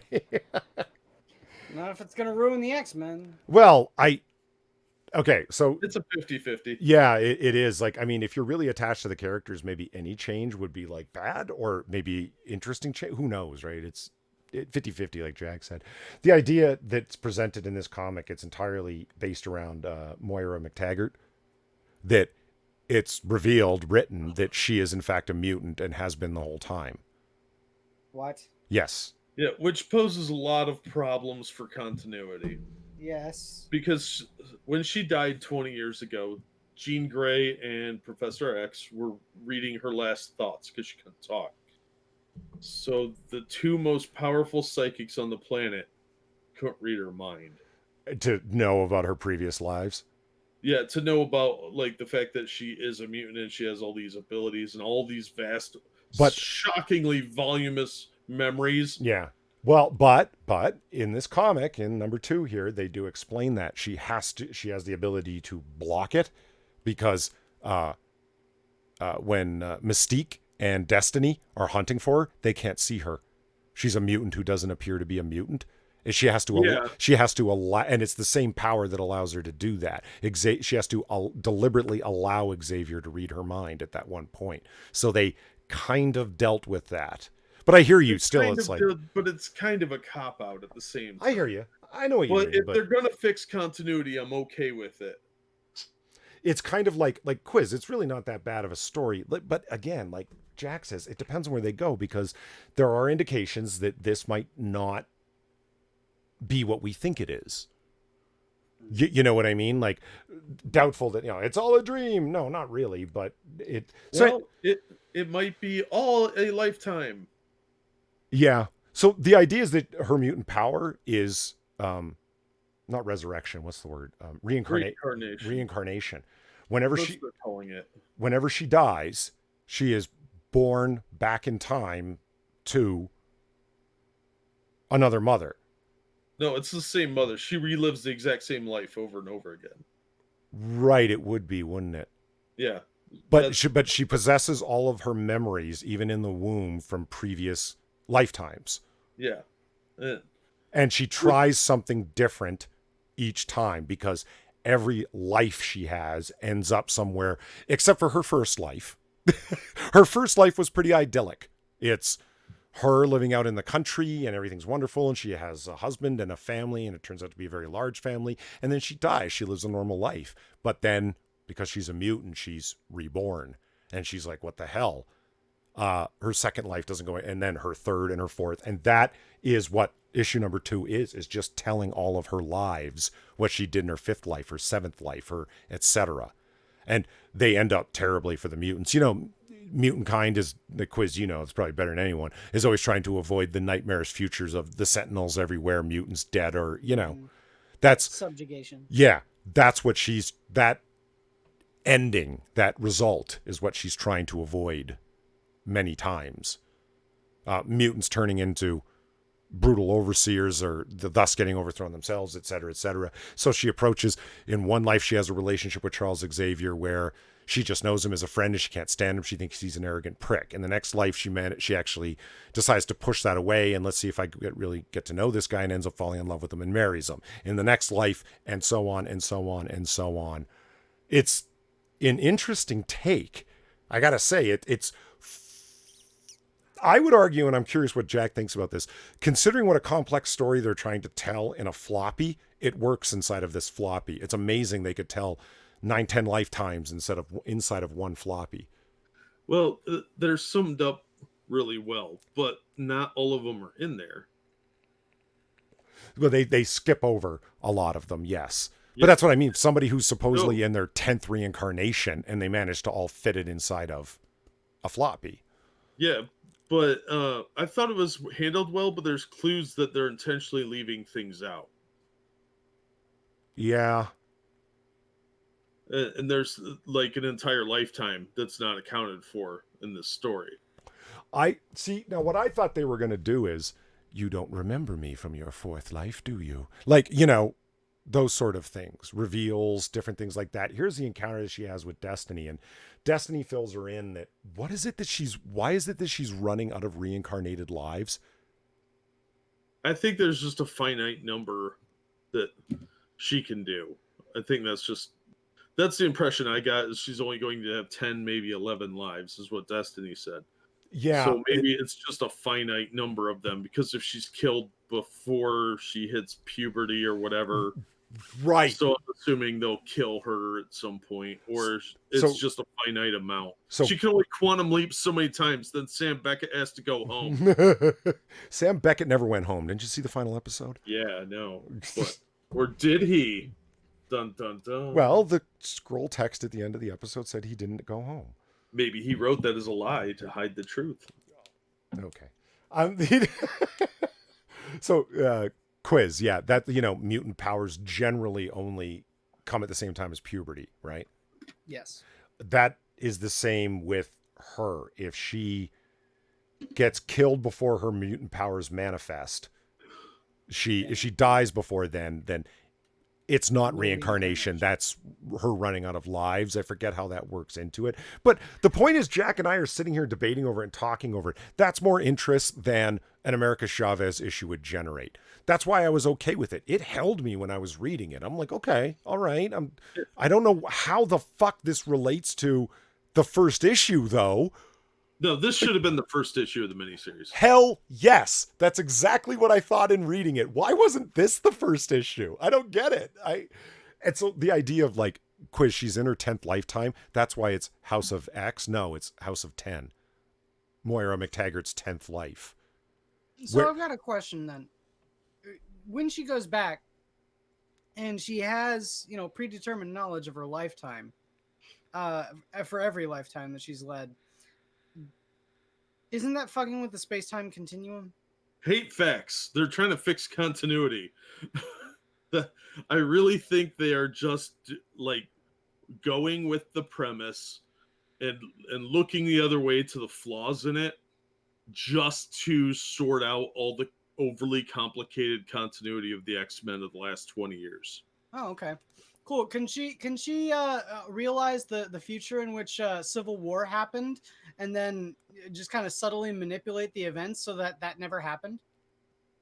And then, as a result, also House of M never happened. Well, outside of your hatred for House of M, she does try repeatedly to change things and finds that they end up invariably in the same place.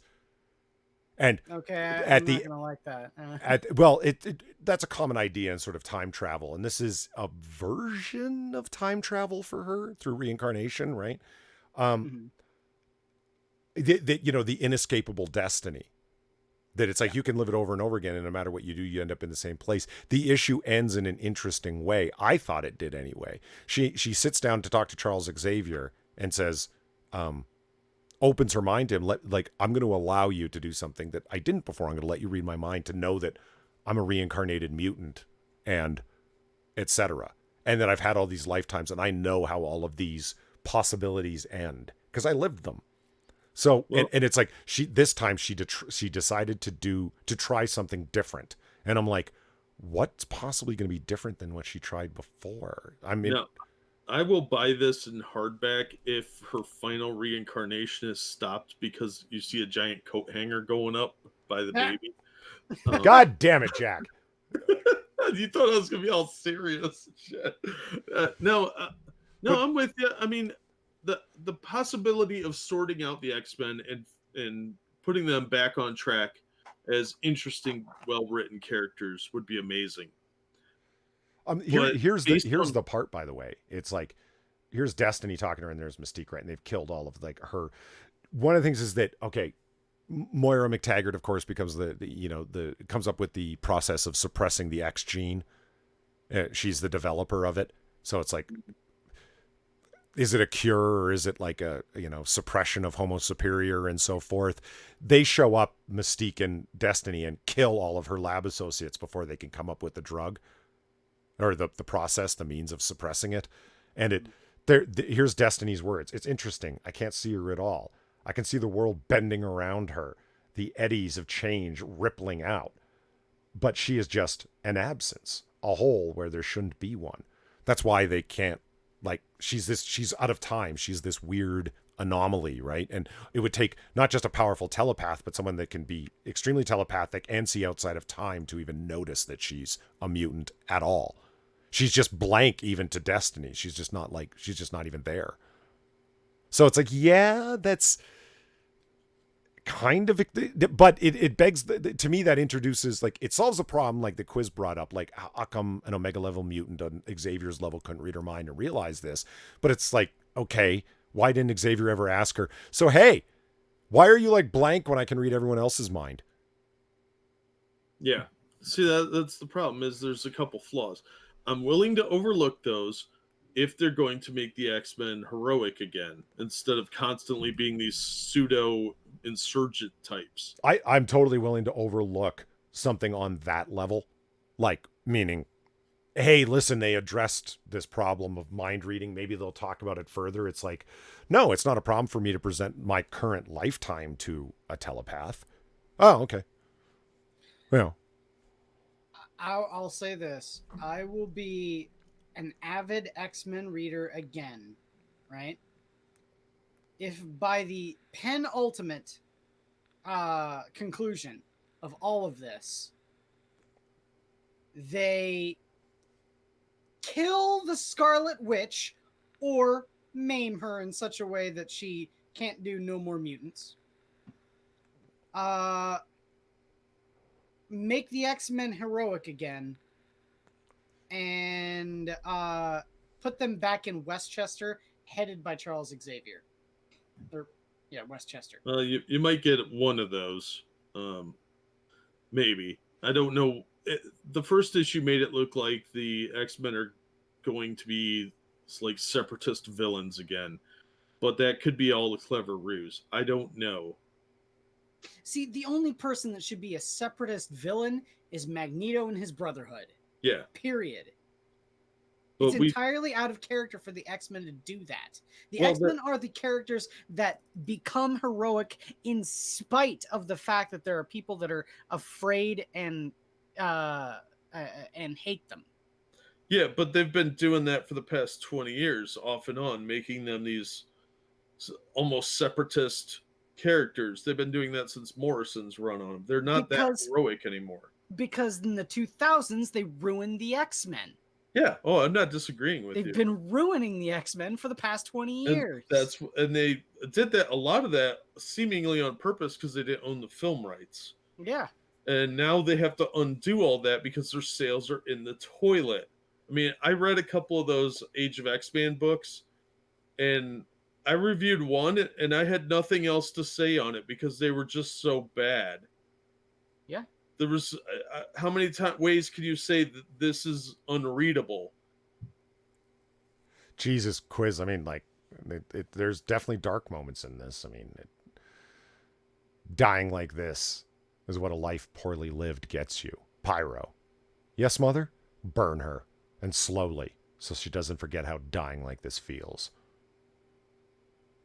Ouch. Jesus Christ.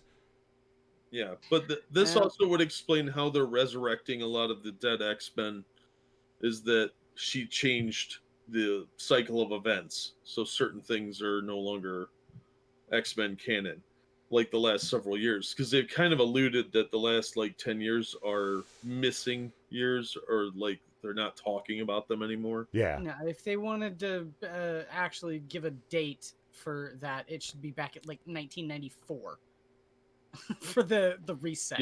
Yeah, I would go along with that. But yeah, I mean, I just don't know which way they're going with it, because if they make the X-Men these separatist villain types that are all abusive of their power and they're not heroic at all, I don't care to read that crap. I don't want to read supervillain books. Hey. See, I'm the okay with supervillain books, but the X-Men are not supervillains. The X-Men reached peak heroism when they fought the wage gap in India. God. But this is... I haven't read this article yet, and I'm curious. I haven't even heard anything about this. Jonathan Hickman responds to House of X plagiarism accusations. Yeah, this was funny. Interesting. Let's see what's going on here. I didn't know that anyone accused him of that. Marvel Comics revival of the X-Men. Wait. Before you get into that, don't forget to like, share, and subscribe on the stream, you guys. Oh, yeah. It really helps the algorithm and helps us out quite a bit. Hell yeah. Sorry, Polly. Go ahead. Okay. No, by all means. I forgot to say that. And in the same way that I forgot to tweet out the stream. Fuck. Well, lots going on this week. Anyway, Marvel Comics' revival of the X-Men franchise under the direction of scribe Jonathan Hickman has earned many fans for its drastic changes to the popular squad of mutants. Last week's release of House of X #2 with Pepe Larraz and Marty Garcia introduced a major retcon of the character Moira McTaggart that reframes much of her impact on the X-Men canon in a major light, revealing that she's a mutant with the power of reincarnation. However, because of Hickman's previous comments in an interview for one of his other comic books, novelist Catherine Webb has made it clear that she's uncomfortable with aspects of her novel, The First 15 Lies of Harry August, possibly being plagiarized by the new X-Men writer. Which direction do I read in here? The one above it. For fear of kicking a hornet's nest again, some new words hopefully last on House of X. Firstly, thank you everyone who has been chiming in with words supportive and thoughtful. It's been hugely appreciated. People have rightly pointed out that ideas are rarely original. I have been fed on my culture, so has X-Men. Sometimes this is a glorious sharing of stories. Sometimes it can feel like standing on each other's toes. In this case, depends on where you're standing, I suspect. Okay. People have rightly pointed out my ideas are... Okay. However, it's been kindly pointed out that the scribbler on House of X has been asked the same questions I'm asking. And while these things may never be clear, his reply has been generous and courteous. Okay. So just repeating this again. Lawyers do law. Writers do good humaning. So as a scribbler, it'd be rude to not acknowledge that, but appreciative that and wave back. And so, if you're loving the current run of House of X, please check out First 15 Lives of Harry August. And if you loved Harry August, you're probably going to dig House of X. And if you've never read either, give them both a go. Every reader finds something new to you alone. Okay.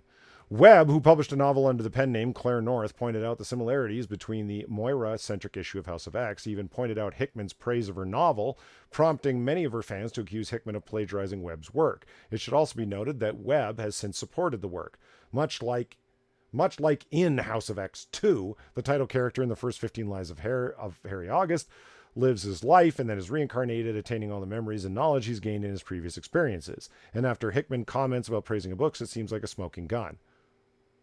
Not really. Yeah, not really. I can sum this up with a quote Quiz likes to use a lot. This is my original creation, do not steal. I invented reincarnation.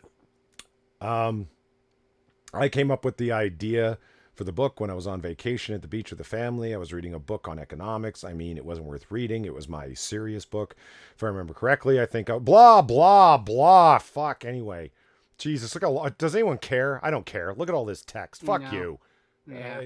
Shit. I don't know why I so quickly lost patience with that, but I did. Fuck it. No, effectively, the author of this book is trying to claim that they invented the concept of using the same life over and over again to change things. You know, like the movie Groundhog Day. Yeah, That right? came out before this book. Right? No, well, that's different because he's reincarnated. Well, so's Bill Murray's character. Yeah, but not as a child. No, so the difference is you took the same idea and made it a whole lifetime instead of the same day. Which has been done in other medium as well. But I mean, she kind of admitted that, but it was also the desire to promote her book, and it's kind of hard to fault somebody for looking to promote their stuff. You know what I mean? That from comicbook.com seems like an ass cover for Marvel that they asked them to do. Look at all the time that they spent talking about. No, it's fine. It's fine. You know, Yeah, that's what I thought was really the story there, was like, it's a non-story that's a cover your ass story. Yeah. Guys, in case you haven't clued in yet, the majority of comic books media is so deep in bed with the comic books industry that they don't have anything called criticism. They're a wing, a low-paid wing of the comic industry.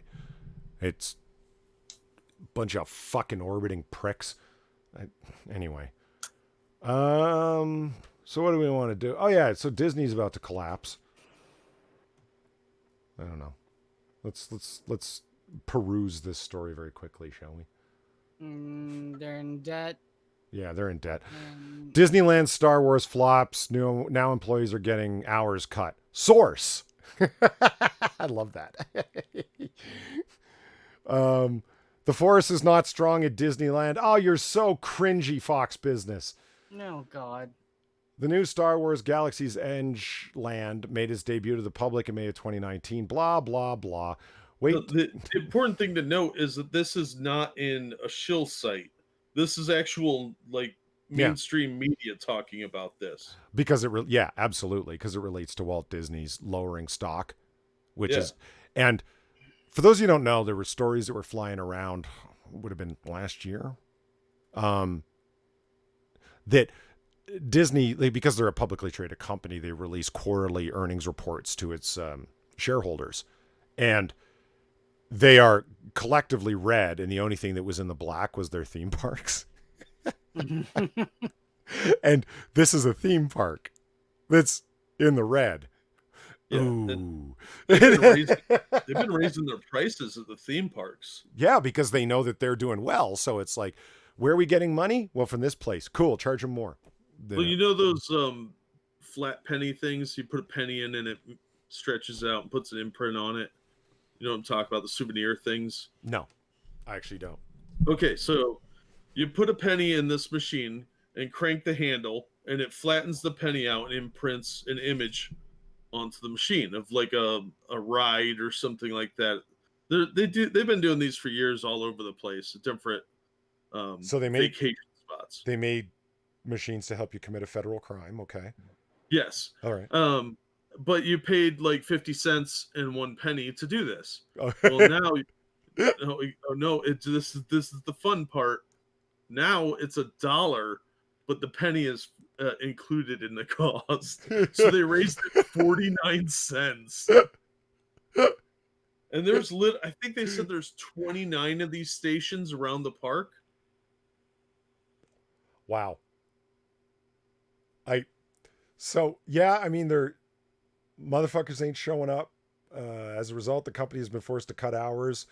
The need for us to work simply isn't there. The Disney stock dropped, what is that, 4.16 basis points.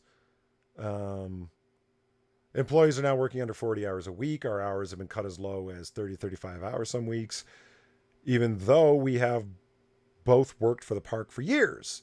It makes life challenging when your paychecks get cut unexpectedly. The same source explained a worker can earn around $15 an hour. The reduced work means the paycheck before taxes could fall between $600 and $450. Yeah. And it's the problem. I feel the problem is Star Wars took too long to build, so they rushed the opening with only one cool feature. The only other big ride isn't even scheduled to open. Yeah, and nobody cares about the giant plush Rey walking around. Kids don't want their picture taken with Admiral Oldho. Yeah. Well, that's the thing. None of the classic characters are there, from what I've heard. I have a buddy that's going there in like 2 weeks, and he was really bummed because he's like, I don't know if I want to pay the extra to go see the Star Wars thing, because what's the point? Like, they only have one ride, and none of the cool characters are there. Yep. You don't have actors dressed up as Luke Skywalker.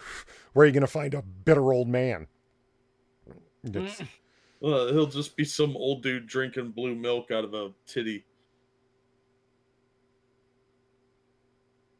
But see, this ties into another story that I think I sent you, where the rumor is that Lucas may actually own some of the rights to some, like, the old movies. This So story? every time they use Darth Vader, they got to pay him like a percentage.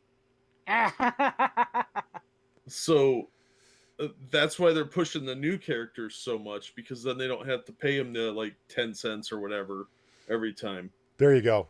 Jack just summarized the story and ruined the point in me reading it. So yeah. Oh, I'm sorry. It's fine. It's a pretty good summary of what's going on there. People are guessing, rumor, Disney killing off iconic Star Wars characters because George Lucas still is financially attached to those characters. He gets a percentage whenever they're featured, which would explain why Luke Skywalker is only in 5 seconds at the end of Force Awakens. Yeah, Force fucks up. Yeah.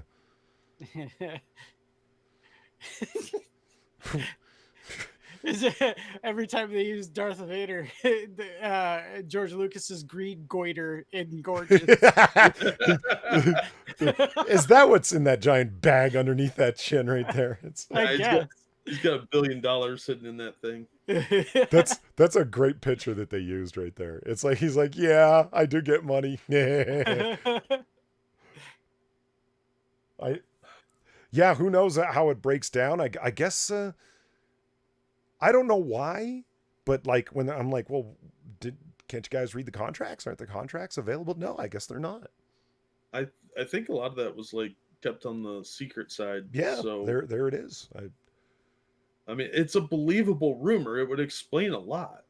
Yeah, I mean, I think the idea of like, well, these old fogey characters aren't going to be around forever, and they're a bunch of old fogies. We want them to pass the lightsaber to a new generation. I can't count how many times I heard that joke from a bunch of boomer people in media. It was, ugh, makes you want to Well, vomit. and like Universal Studios is adding Nintendo to their theme park, so they're gonna have all the Nintendo characters. That's really gonna hurt Disney because they're right next door. Bronco Boaz says, I want to know why Kathleen Kennedy hates George Lucas so much. I mean, come on. She thinks of herself as, I'm a strong, independent woman. Like, I mean, she's a 1,000,000,000% on that shit. Like, the Force is female, all that garbage. And, you know, she wants some little soy boy like Ryan Johnson that she can boss around. And George Lucas is like, hey, I've got some ideas. Here's some ideas. And they actually did consult with Lucas at the beginning, right? They weren't contractually bound to accept his ideas nor keep him on as an ongoing consultant, but they certainly did sit down with him, and they decided to not accept his ideas at all. Yeah, I don't think there was much danger of them accepting his ideas, because Kathleen Kennedy's like, no, I need some little nutless eunuch that I can boss around, and she found the perfect person in the form of Ryan Johnson. And look at the damage that he's done to the franchise. Mm-hmm. So I think Kathleen Kennedy is a massive part of the problems we're seeing. She wanted to get away from telling a story that boys will like. And once you completely shift from your original successful sales, you're going to lose that audience, but the one they were aiming for never materialized, just like Marvel Comics. And people don't realize that once you have something that's successful, you keep doing that formula and bleed it dry. Like, they could have kept making successful Star Wars movies using the same formula, the same mythic kind of arc, and continued to make movies that people wanted to see. Instead, they told their fan base to fuck off, and they decided to go a complete Mary Sue route and try something completely different. And it flopped, and they still haven't recognized that it flopped yet, which is probably just out of Disney's arrogance. To be fair, the two movies that are heavily criticized, you know, the Force Awakens and Last Jedi? Last Jedi, were not flops. The only one that was a flop was Solo. But there's the thing, right? The decreasing sales in tickets are noticeable and measurable. Yes, and the size of the hit they took on Solo was brutal. But the hit that they're taking overall in terms of, remember, the big cash cows merchandise, and they're taking that right up the ass. Like, nobody wants a Rey toy. Nobody. Yeah, that's the thing. You've got to look at the merchandising. That's where the real money for the franchise is. And all of the toys after Force Awakens are, I mean, they're still on the shelves in some stores. I mean, let's be honest. That's how Lucas became a billionaire. And it is, actually. Yeah. Like, his deal with Kenner was, that's his, he didn't make the money off the movies, guys. Like, you know? No, it's not at all. It's all merchandising, and they had to admit that Last Jedi's merchandising failed. Brutal. And I mean, it's, you go to any Walmart, you can still find that crap in the clearance aisle. Nobody fucking wants it. And there's the thing is, like, you can't say you can, well, yeah, but much like Mary Sue, irony purchases don't really count because you're not going to want to collect every Rose Tico out there. I mean, it's no. I mean, everything they do is ridiculous, and it's at the behest of that miserable moron Kathleen Kennedy. At the very least, she's the one that ends up being responsible. If it wasn't her particular decision, she signed off on it or had the incompetence to not know what was going on. And this is the idea. It's fucking Star Wars, Kathleen. You have fucked up and oversaturated and destroyed the marketability of fucking Star Wars. That's what a monstrous fuck up you are. It's like, well, Force Awakens, look how good it did around the world. Yeah, that was your first film, and you'll never reach those heights again. Well done, retard. It was a fucking remake of A New Hope. It was a slightly different remake of A New Hope. That's it. They gender swapped Luke out and changed a few things. Big fucking deal. It was a very similar movie. I'm sorry, you can't really tell me otherwise. Like, it's the most marketable thing in the fucking world, and you're not doing well with it. Like, that's not like the point. Yeah. Like, what was it, a flop? If you're not doing well with something as large as Star Wars, with the billions they paid for the licensing to do it, you're not even able to broadcast Star Wars shit on your own streaming service. Like, Disney. Like, look at the numbers that we showed you. Like, your stocks are even fucking down over it. You've even managed to fuck up your loan in the black sector of theme parks, and you've now pushed even theme parks into the red. Maybe it's time to not give Kathleen Kennedy yet another contract, huh, guys? Maybe. Well, and you'll notice they haven't started really hyping the new movie that comes out around Christmas. Yeah, you know what? Somebody said that the other day, and I'm like, it can't be Christmas. Like, this coming up Christmas, dude. I think it is. Yeah, I'll look it up real quick because I'm pretty sure. Like, is it 2019 Christmas or 2020 Christmas? Because I think it's 2019. like, where's the hype? Yeah, it's 2019. Holy fuck, guys! That's just in a few months. Where's the hype? Where's the 4th, 5th, and 18th trailers? Where's the? Yeah, they should be doing way more trailers. They should You've be seen no sneak peeks on toys. You've seen no sneak peeks on the movie. No early reviews. No real rumors about it. No one is talking about this movie. And you know what? Other than to say, why is it not being advertised? And by the way, be a comic book curator for a second and chat, follow along with us on this one. What does that tell us? That there's no, well, yes, absolutely, but like on like the deeper shill level that we like to look at things on, right? Think about it. CBR and comicbook.com and starwars.com and all the other sites that claim to be independent reporting sites, Hollywood Reporter and Variety, they're not publishing leaks from the set. Yep. Why not? That's what I'm saying. Because all those leaks aren't leaks. They're fucking deliberate. They're all in bed with all of them. It's all part of their overall promotion. And since Lucasfilm is not promoting this, there's no leaks to be had. That's why they're not talking about it. Leaks are never authentic, guys. Never. It's all shill sites publishing stuff like we got the inside story we shouldn't have. It's all bullshit. It's official promotion. So what you're saying, Polly, is that Star Wars does not generate enough interest for people to take pictures of crates and put it up on social media. I love how stuck on the crates you are. That really does it for me. I went back and watched that stream over again. I was doing an audio quality thing, and so I wanted to listen to like 5 minutes of it. And it was at that part where I was like, oh, let's go to, what was it? Like Black Widow movie leaks, like was the handle on Twitter or whatever. Mm-hmm. And I said, oh, they got some hot off the studio leak pictures. How about some packing crates? And you laughed so hard when I showed that fucking picture. It was. I'm not shocked. It was pretty fucking funny. I can't believe they put up a picture of fucking packing crates or office filing cabinets or whatever they were and said, look, fresh pictures from the fucking set of Black Widow. Those better be blocky robots that actually appear in the movie, goddammit. No, Solid Snake was hiding under one of them. Yeah. Oh no, my God. This movie comes out December 20th, and there's been no hype around it. Nothing. Like the shill sites are covering it. Nothing is coming out. Like Zelthor is the biggest Star Wars fan I know. He's one of our friends over on Discord, for those who don't know him. He's not talking about it. Like that's I mean, there's a complete general lack of unawareness to the point when I think it was Yellow Flash that pointed that out. This movie's coming out, this Christmas, and I was like, whoa, no, it's not, is it? Jesus Christ, Marvel or Disney. Yeah, Disney. Same thing. That tells me they're nervous about the movie. I don't know if maybe it sucks. Well, J.J. Abrams is doing it, so I'm sure it'll be like really fast paced and flashy for the special needs kids. But I don't have a lot of faith in it either. Last Jedi was so fucking bad that I don't really care that it's coming out. It better be fucking miraculous or they're going to really be hurting. Because if it tanks, I mean, that's really going to put strain on all the money they've got invested in 2 theme parks with Star Wars Edge. It's a lot of money.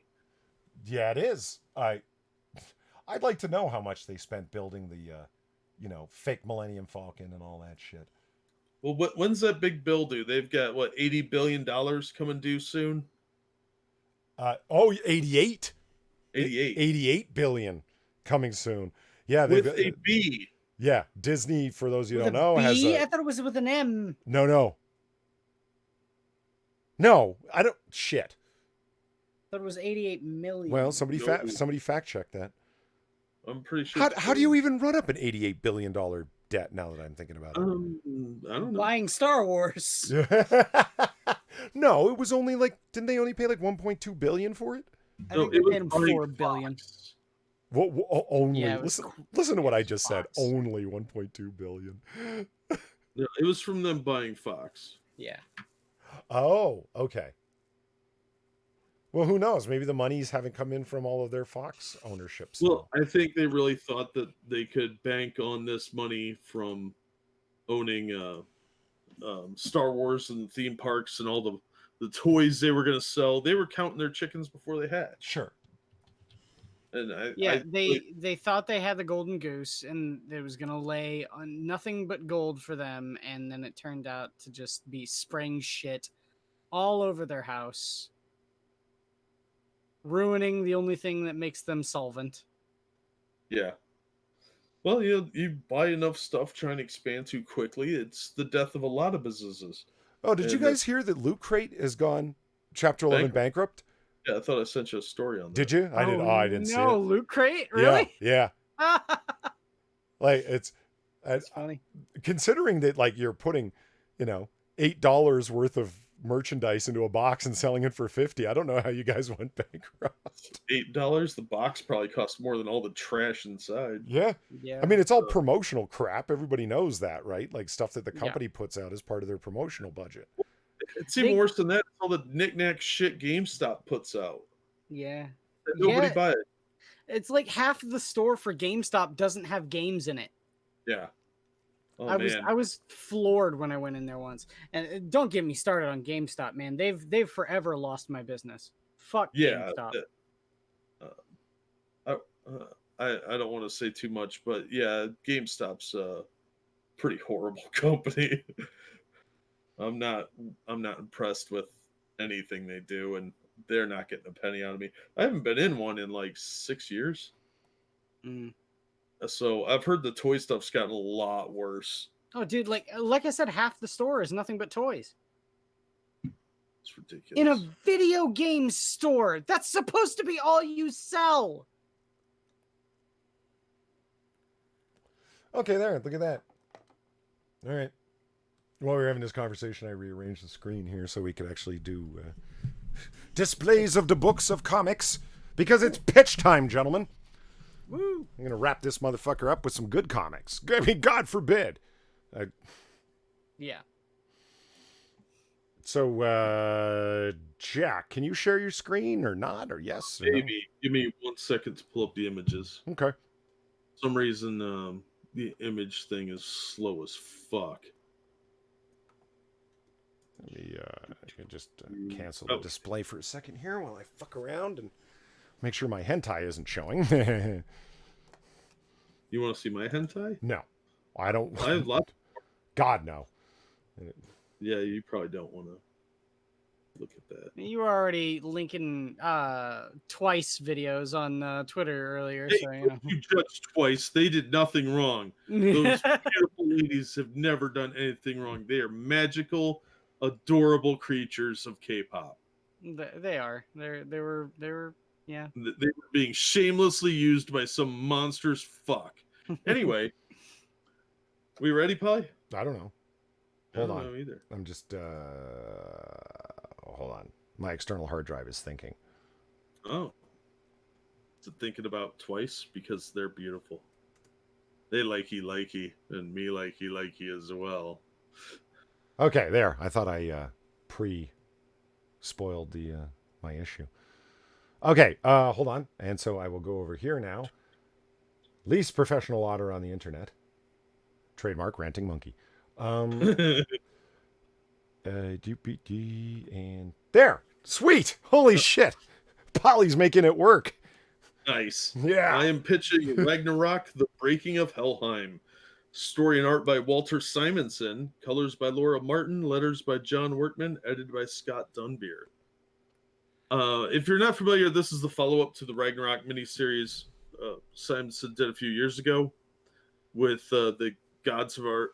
That one was more focused on Ragnarok. This one is most of the gods are dead, but their enemies are still alive. So Thor is the last of the gods, and he has no lower jaw. As you do. I've taken out a lot of the art and just kind of focused on Thor here because I don't want to ruin anything, and showing you some of the images of the bad guys will ruin plot points. But he gets summoned to this desolate wasteland where all the gods fell, and he even has the talking squirrel that lived on the world tree. Oh shit! What's his name? Ratatox? Ratatoskar, something like that. Anyway, so there's still other creatures around, like the squirrel here. He's got him as a sidekick, and the squirrel's pretty funny, even though I detest squirrels on a unholy level. You leave squirrels out of this. They're awesome. Except for the ones that live in my house, yes. Powerful mythical squirrels especially are awesome. Powerful mythical squirrel's cool. But You just feed it meth and make it an attack squirrel. yeah. People keep thinking he's a Draugr. So what everybody's like, what is a Draugr? It's a Norse zombie. Okay.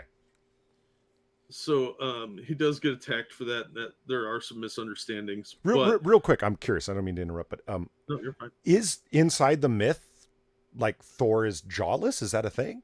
No, I don't think so. Okay, But I was just curious. Okay. It's explained in the first book, but I don't want to ruin anything. All right. Because I enjoyed the first book. It's weird, high fantasy, comic booky stories, so it's a little over the top, but it's fun. And if you're not familiar, Walter Simonson did Thor Ragnarok in the Marvel Comics Thor book, and it's one of the best Thor stories ever written. Because Thor kind of sucks as a character in Marvel. And here, it's way more badass. There's a lot of Norse mythology here, and people look like, it's got kind of a Kirby feel to a lot of the way that people are drawn. I mean, look at that outfit. It's kind of awesome. So he does a lot of cool stuff in here, and this is Odin, but not really Odin. So I know you can't really see too much of what's going on here, but I don't want to ruin anything by showing you some of the scenes with the bad guys, but it's Walter Simonson's work, and it is fantastic. I love his art style. It's not something I would normally like, but it's so unique. It's like Kirby done well, because I'm not a big Kirby fan. What? I know. I get that all the time. I can understand why. That's a confusing position. I know. It's heresy these days, but I really enjoyed this book. I thought it was a lot of fun.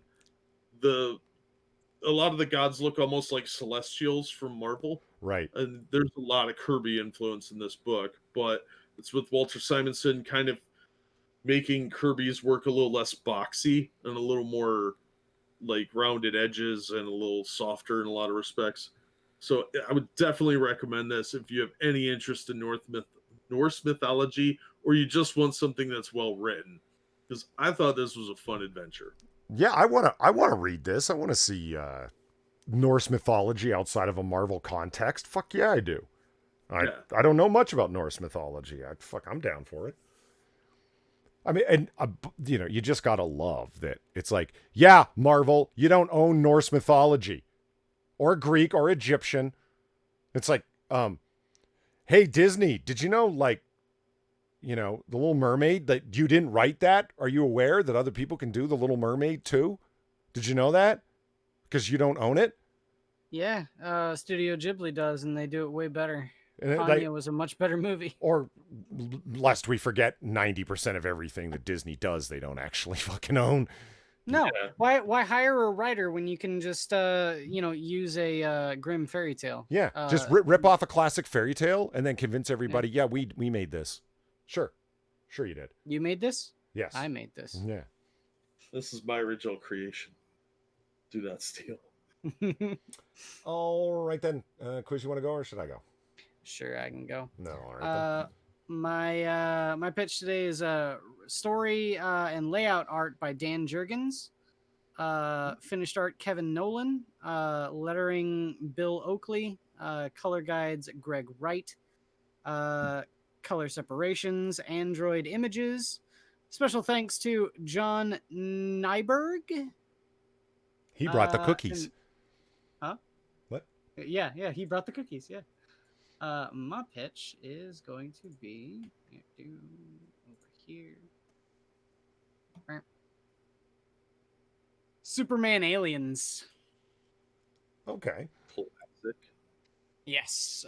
This is a story essentially of this is obviously if you look right here, post Return from Death Superman, because he's got his 90s mullet.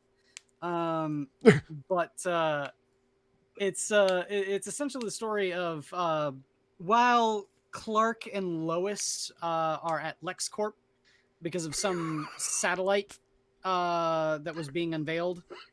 They find essentially a what? What are you laughing at? Just Lois and Clark look so fucking derpy and stupid there. I'm sorry. Yeah, yeah. And it's LexCorp, not LexCorp. No. It's like the Did Marine. I say LexCorp? Is it? Is it? It's core, not corp. You're kidding. LexCorp. It's not short for No. corporation? Corporation, yeah. Yeah, but it's pronounced core. Okay, as in Marine. Same like, just like the Marine Corps. Yeah, that Corps, but that's not short for the Marine Corporation. Well, isn't it? I don't know what the Marines do. They go around fighting for freedom. Maybe No, it's they got the do same it root under word as financial corporal, man. institutions. That's not corp. That sounds stupid. Oh man, I was like- I can't help where they were getting away from the derpiness of Lois and Are you- Clark here. Are you not also marveling at the fact that this is Clark with the 90s mullet? I mean... Oh, I'm more disturbed by how she appears to have a hunchback. The way that she's slouching there. like it's not even bad art. It's just that they drew him like in the '90s suit, and you can't see his eyes. through Oh the man, glasses talking about and, like- 90s suit, look at her with those fucking shoulder pads. Oh God, yeah, no shit. Yeah, she's got the Hillary Clinton pantsuit of power. Oh yeah. But anyway, they get essentially some signals of a Kryptonian like space station way out in deep space. And so they use an experimental aircraft, spacecraft here, for Superman to go out there and touch base with these Kryptonians. So what's kind of cool about this is that, when you hear Superman versus the xenomorph aliens, right? You're going to sit there and say, well, what threat do the xenomorphs actually pose to Superman? Well, when he's so far away from the yellow sun of Earth that his superpowers begin to wane and he becomes essentially a regular person, as his superpowers start to ebb away from him, those aliens start to become a little bit more threatening. Yeah, I gotta say, I was enthralled by this book. I read it cover to cover and loved every bit of it. I thought it was actually a really good kind of crossover with unlikely characters to meet, and yeah, I thought this was a fairly damn good book. Everyone should check it out. There is a collected edition, and I just found out today there's a sequel, and I haven't read the sequel. There's also Superman, Batman, Aliens, Predator. Oh yes, I've read that one. Yeah, that's also fun. Yeah, the art's a little dated in this one, but I do like this book. That is a good pitch. What year did it come out in? Is it published 1995. 90? Man, that's a little 1988 for 95. Well, the was the one fucking sitcom, Murphy Brown, was really popular, right? So you got the wild ass shoulder pads and those and the pantsuits and stuff. So, And this Murphy Brown is to blame for that? Well, it was an incredibly popular TV show in the 90s, so yeah, I guess. Ow. Okay. Okay. What am I doing here? So I go to this. So that's the story again. I have to increase the size of this, so I won't be chopping off the comic that I'm pitching today, which is... hold on. There. Spider-Man 2099 meets Spider-Man. Nice. Terrible title. Because it's, yeah, that is what happens, I guess. Sure, let's go with that. Like, this is it. It's a one shot that happened in 1995, if I'm not mistaken, was when this was published. Real quick. Oh, okay. There you go. What's up? I would say you were stuck on the George Lucas's frog thing. frog jowl for a bit there. And Yeah, What's that? I switched over. Gobbler? I mean, what do they call that? There's a term for that. Goiter. Gobbler. Ew. I said it before. His greed goiter. I didn't know that was really the word for it. Oh, gross. Okay. Yeah. Sorry, Bob. Go ahead. No, that's not a I don't want to talk about what a goiter is. Okay. So the Spider-Man 2099 meets Spider-Man. I'm a big fan of Spider-Man 2099. It's a great character that gets sadly Sidelined. yeah, underused. It was the best thing to come out of the entire 2099 universe, with the possible exception of Doom 2099. And I like X-Men 2099. I never read it. I'm looking forward to it. I did read Ravage 2099, which was terrible, so I didn't keep reading it. But anyway, the storyline is exactly what it sounds like. There is a this by the way is brilliant. This is the exact opening of the comic book of Spider-Man 2099. This is what happens in the first issue, and but wait a minute, that's old Spider-Man, like current year Spider-Man, not future 2099 Spider-Man. That's weird. That's a clever way to open the comic. It's like, well, oh shit, how the hell did Peter Parker make it to the year 2099, to the cyberpunk future? It's kind of sweet. What happens is this, I don't want to spoil it, but there's obviously a temporal anomaly that causes Peter Parker and Miguel O'Hara, who's Miguel O'Hara's Spider-Man 2099, to switch places. And Miguel starts looking into it and believes that it is this very temporal anomaly that caused the end of the Age of Heroes. In the 2099 universe, like in the year 2099 that it's named after, all of the heroes and villains just came to an end. They call it the Age of Heroes, and they all just kind of disappeared.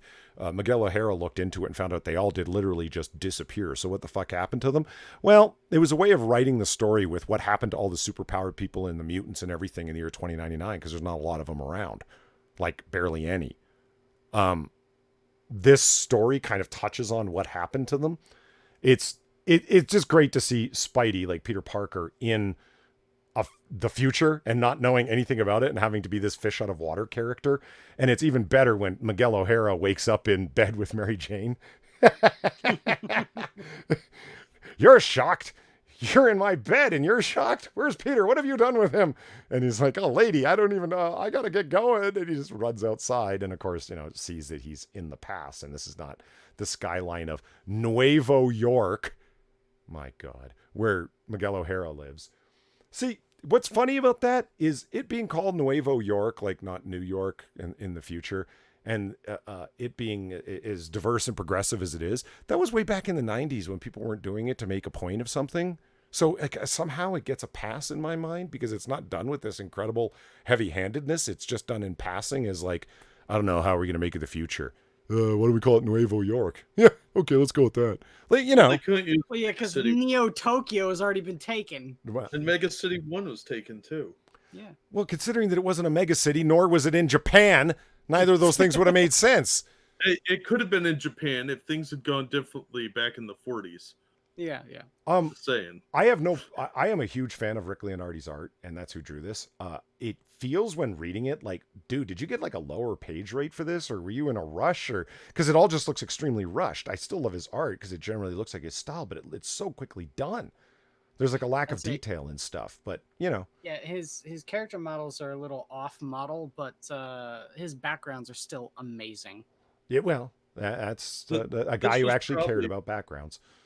This was probably earlier in his career too. So, well, yeah, it was 95. But what you end up seeing is that these two people, like, countries aren't as important in the future as corporations are. It's a classic cyberpunk storyline where corporations take the role of governments. And Alchemax is one of the biggest corporations in the world, and they're involved in constant corporate battles with other mega corporations, Stark Fujiwara. in any case, it turns out that these corporate overlords have something to do with all the time shifting, and that's as much as I want to say. It's available as a one shot, and it can be had used, or you can buy it new on Amazon or a digital copy on Comixology. It's worth checking out. It's just because if you haven't read Spider-Man 2099 and you just want to read a fun issue that it doesn't introduce the character, but it tells you everything you need to know about the character to read it as a one shot. You get a lot of Peter Parker and a lot of Miguel O'Hara, and they're both fish out of water exploring times that they're not from. It's fun, and there's a great mystery story, and it fits into the overall lore in a great way. So yeah, Spider-Man 2099 beats Spider-Man. Oh yeah, and they also fight Venom, as you can tell from the cover. Yeah, Venom and Vulture, I think, right? Yeah. See, what happens is that Miguel O'Hara waking up is remembering the battle he had with future Vulture the night before. And future Vulture, ends up going and looking for round 2 with Spider-Man and runs across Peter Parker's Spider-Man instead. So they end up battling each other's arch nemesis. Because it's like, why'd you change your suit, Spider-Man? Like, that whole thing. It's just a fuck ton of 90s fun, man. Rick Leonardi and Peter David writing. It's great. So there it is. Oh, I almost pressed stop streaming to... Well, that would not be good. Yeah. You still need to sign off. Yeah, exactly. Well, but I thought it was like stop display. So it's... I'm new to this whole Obis thing. So there it I is. think you're doing well. You're doing well, Polly. Well, I'm trying. I've been watching the video, just with no sound, all stream. I mean, Mr. Nonopoly says Miguel O'Hara, the original Miles Morales. Yes, but they gave Miguel O'Hara an actual personality, and he wasn't just Spider-Man, but black. Yeah. His power stuff was slightly different too, wasn't it? Absolutely. He did the little hooks on his fingers. Yeah, he can climb, but not all surfaces, because it's little claws on his fingers that allow him to climb, right? So if it's an extremely slick surface like glass, he can't climb it because his little hooks won't fit into them. Whereas like Spider-Man climbs by like static charge, he actually sticks to stuff, No, did Spider-Man 2099 have organic webs too? Yes, he did. He shoots organic webs, which Peter Parker did in certain iterations, but mostly it was his symbiote suit that did the organic webbing thing. What you're telling me is that Sam Raimi's Spider-Man was actually just 2099 Spider-Man. More or less. Yeah. And there was a lot of influence there, yeah. And 2099, like I said, it's not... Miguel O'Hara is a loner, but right there the similarities stop. Jesus Christ, Miles Morales literally is Spider-Man, but black and Puerto Rican. He's a teenager, he's got trouble with girls. It's Peter Parker, but black and Puerto Rican. There's nothing creative about it. Miguel O'Hara's got very little in common with Peter Parker. He even fought his own house once. I was gonna say Miguel O'Hara, just by the name, right? He's like half Hispanic and half Irish. Yeah, half Spanish, half Irish. Yeah. Yeah. And it was the creators, Rick Leonardi and Peter David. They wanted to come up with the most, he was supposed to have a temper problem, Miguel O'Hara, and he absolutely does have a temper problem. He's a smart ass and he gets angry. So again, not very much like Peter, who doesn't have a temper problem at all. If anything, he's a withdrawn, introspective guy. He's kind of a wimp. Yeah. Kind of a punching bag. Yeah, he only really becomes brave when he's dressed up as Spider-Man. Miguel's got a temper problem. So they if anything, they went ethnically stereotypical. We want to make the most hot-blooded guy we can think of. And Peter David's we made him half Irish, half Spanish. There, that's as hot-blooded as it gets. Yeah, pretty much. That's drunk. And that's the basis of that idea. And it's okay, cool, moving on. It's not for woke points. This was long before that bullshit started, right? And it just kind of gives his character an interesting sort of background where he's not just the kid from Queens.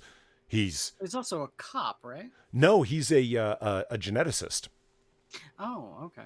He's a corporate geneticist who used to be a corporate shill for Alchemax. And yeah, he doesn't get his spider powers in the same way. Interestingly, he gets his spider powers trying to emulate Spider-Man. Not for himself, for a corporate raider program. He's look at this guy that I was looking at in the history files, Spider-Man. He used to be one of the heroes that ran around New York in tights. He would be a perfect corporate raider. We can give, through genetic manipulation, apply spider powers to a human being. Imagine a corporate raider that could climb walls and be super strong and unbelievably agile and so forth. This would be great. And through, I won't spoil the comic anymore, Miguel O'Hara ends up very much against his will getting trapped with those powers. It's a curse for him, not a blessing. Yeah, so there you go. And that's why he's a great character. He's like there's a lot to talk about and describe. It's like, go with the duck, Polly, for fuck's sake. I think they mean StreamYard, maybe? Oh. StreamYard has the duck. Yeah, the mallard. I Yeah. guess why you guys getting Mike. He says Spike, Spick. What's going on? Are people trying to tell me the stream is buffering or the mic sounds crappy? I'm losing it, guys. No, they're talking about the fact that Racial slurs. Yeah, racial slurs for Hispanic and Irish people. Gotcha. Well, that's what YouTube chat is for, racial slurs. Yes. So there it is, ladies and gentlemen. Stream number 58. I think it's episode number 58. I don't remember. Sounds right. Yeah, and I'm getting more dazed as time goes on, so it's definitely time to go get a drink. My throat is sore, and wrap this motherfucker up. Final thoughts. Read more comics, man. Buy used. Like Cynical Lindsay, if you're seeing new stuff coming out that's by our description or somebody else's that isn't to your liking, well, it's because there's a lot of stuff that's not to anyone's liking. It's just terrible. That's why the industry is suffering as badly as it is. So buy collected editions and used editions and dollar bin editions. They're a great source of fun reads for a low price.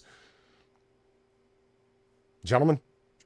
There's still good comics out there. You just got to look a lot harder now. Don't give up on the hobby just because some people are ruining it for others. Fair enough. I would say do your due diligence. If you see something that catches your interest, read it. Just because other people may not like it, like we may not like it, doesn't mean that invalidates what you like. If you like it, cool. It's just that I think that our observations are pretty objective. I try to say objective. But yeah, if you like what you like what you like, and look for more stuff. Just read more comics. Yeah. Period. New, old, whatever. It's a great medium and worth checking out, especially if you're into it or were into it in the past, something to revisit or try anew. All right, everybody. Thanks for coming. Hope the first OBS stream went okay, and it can only get better from here, by God. Have a good night, everyone. Bye. Bye.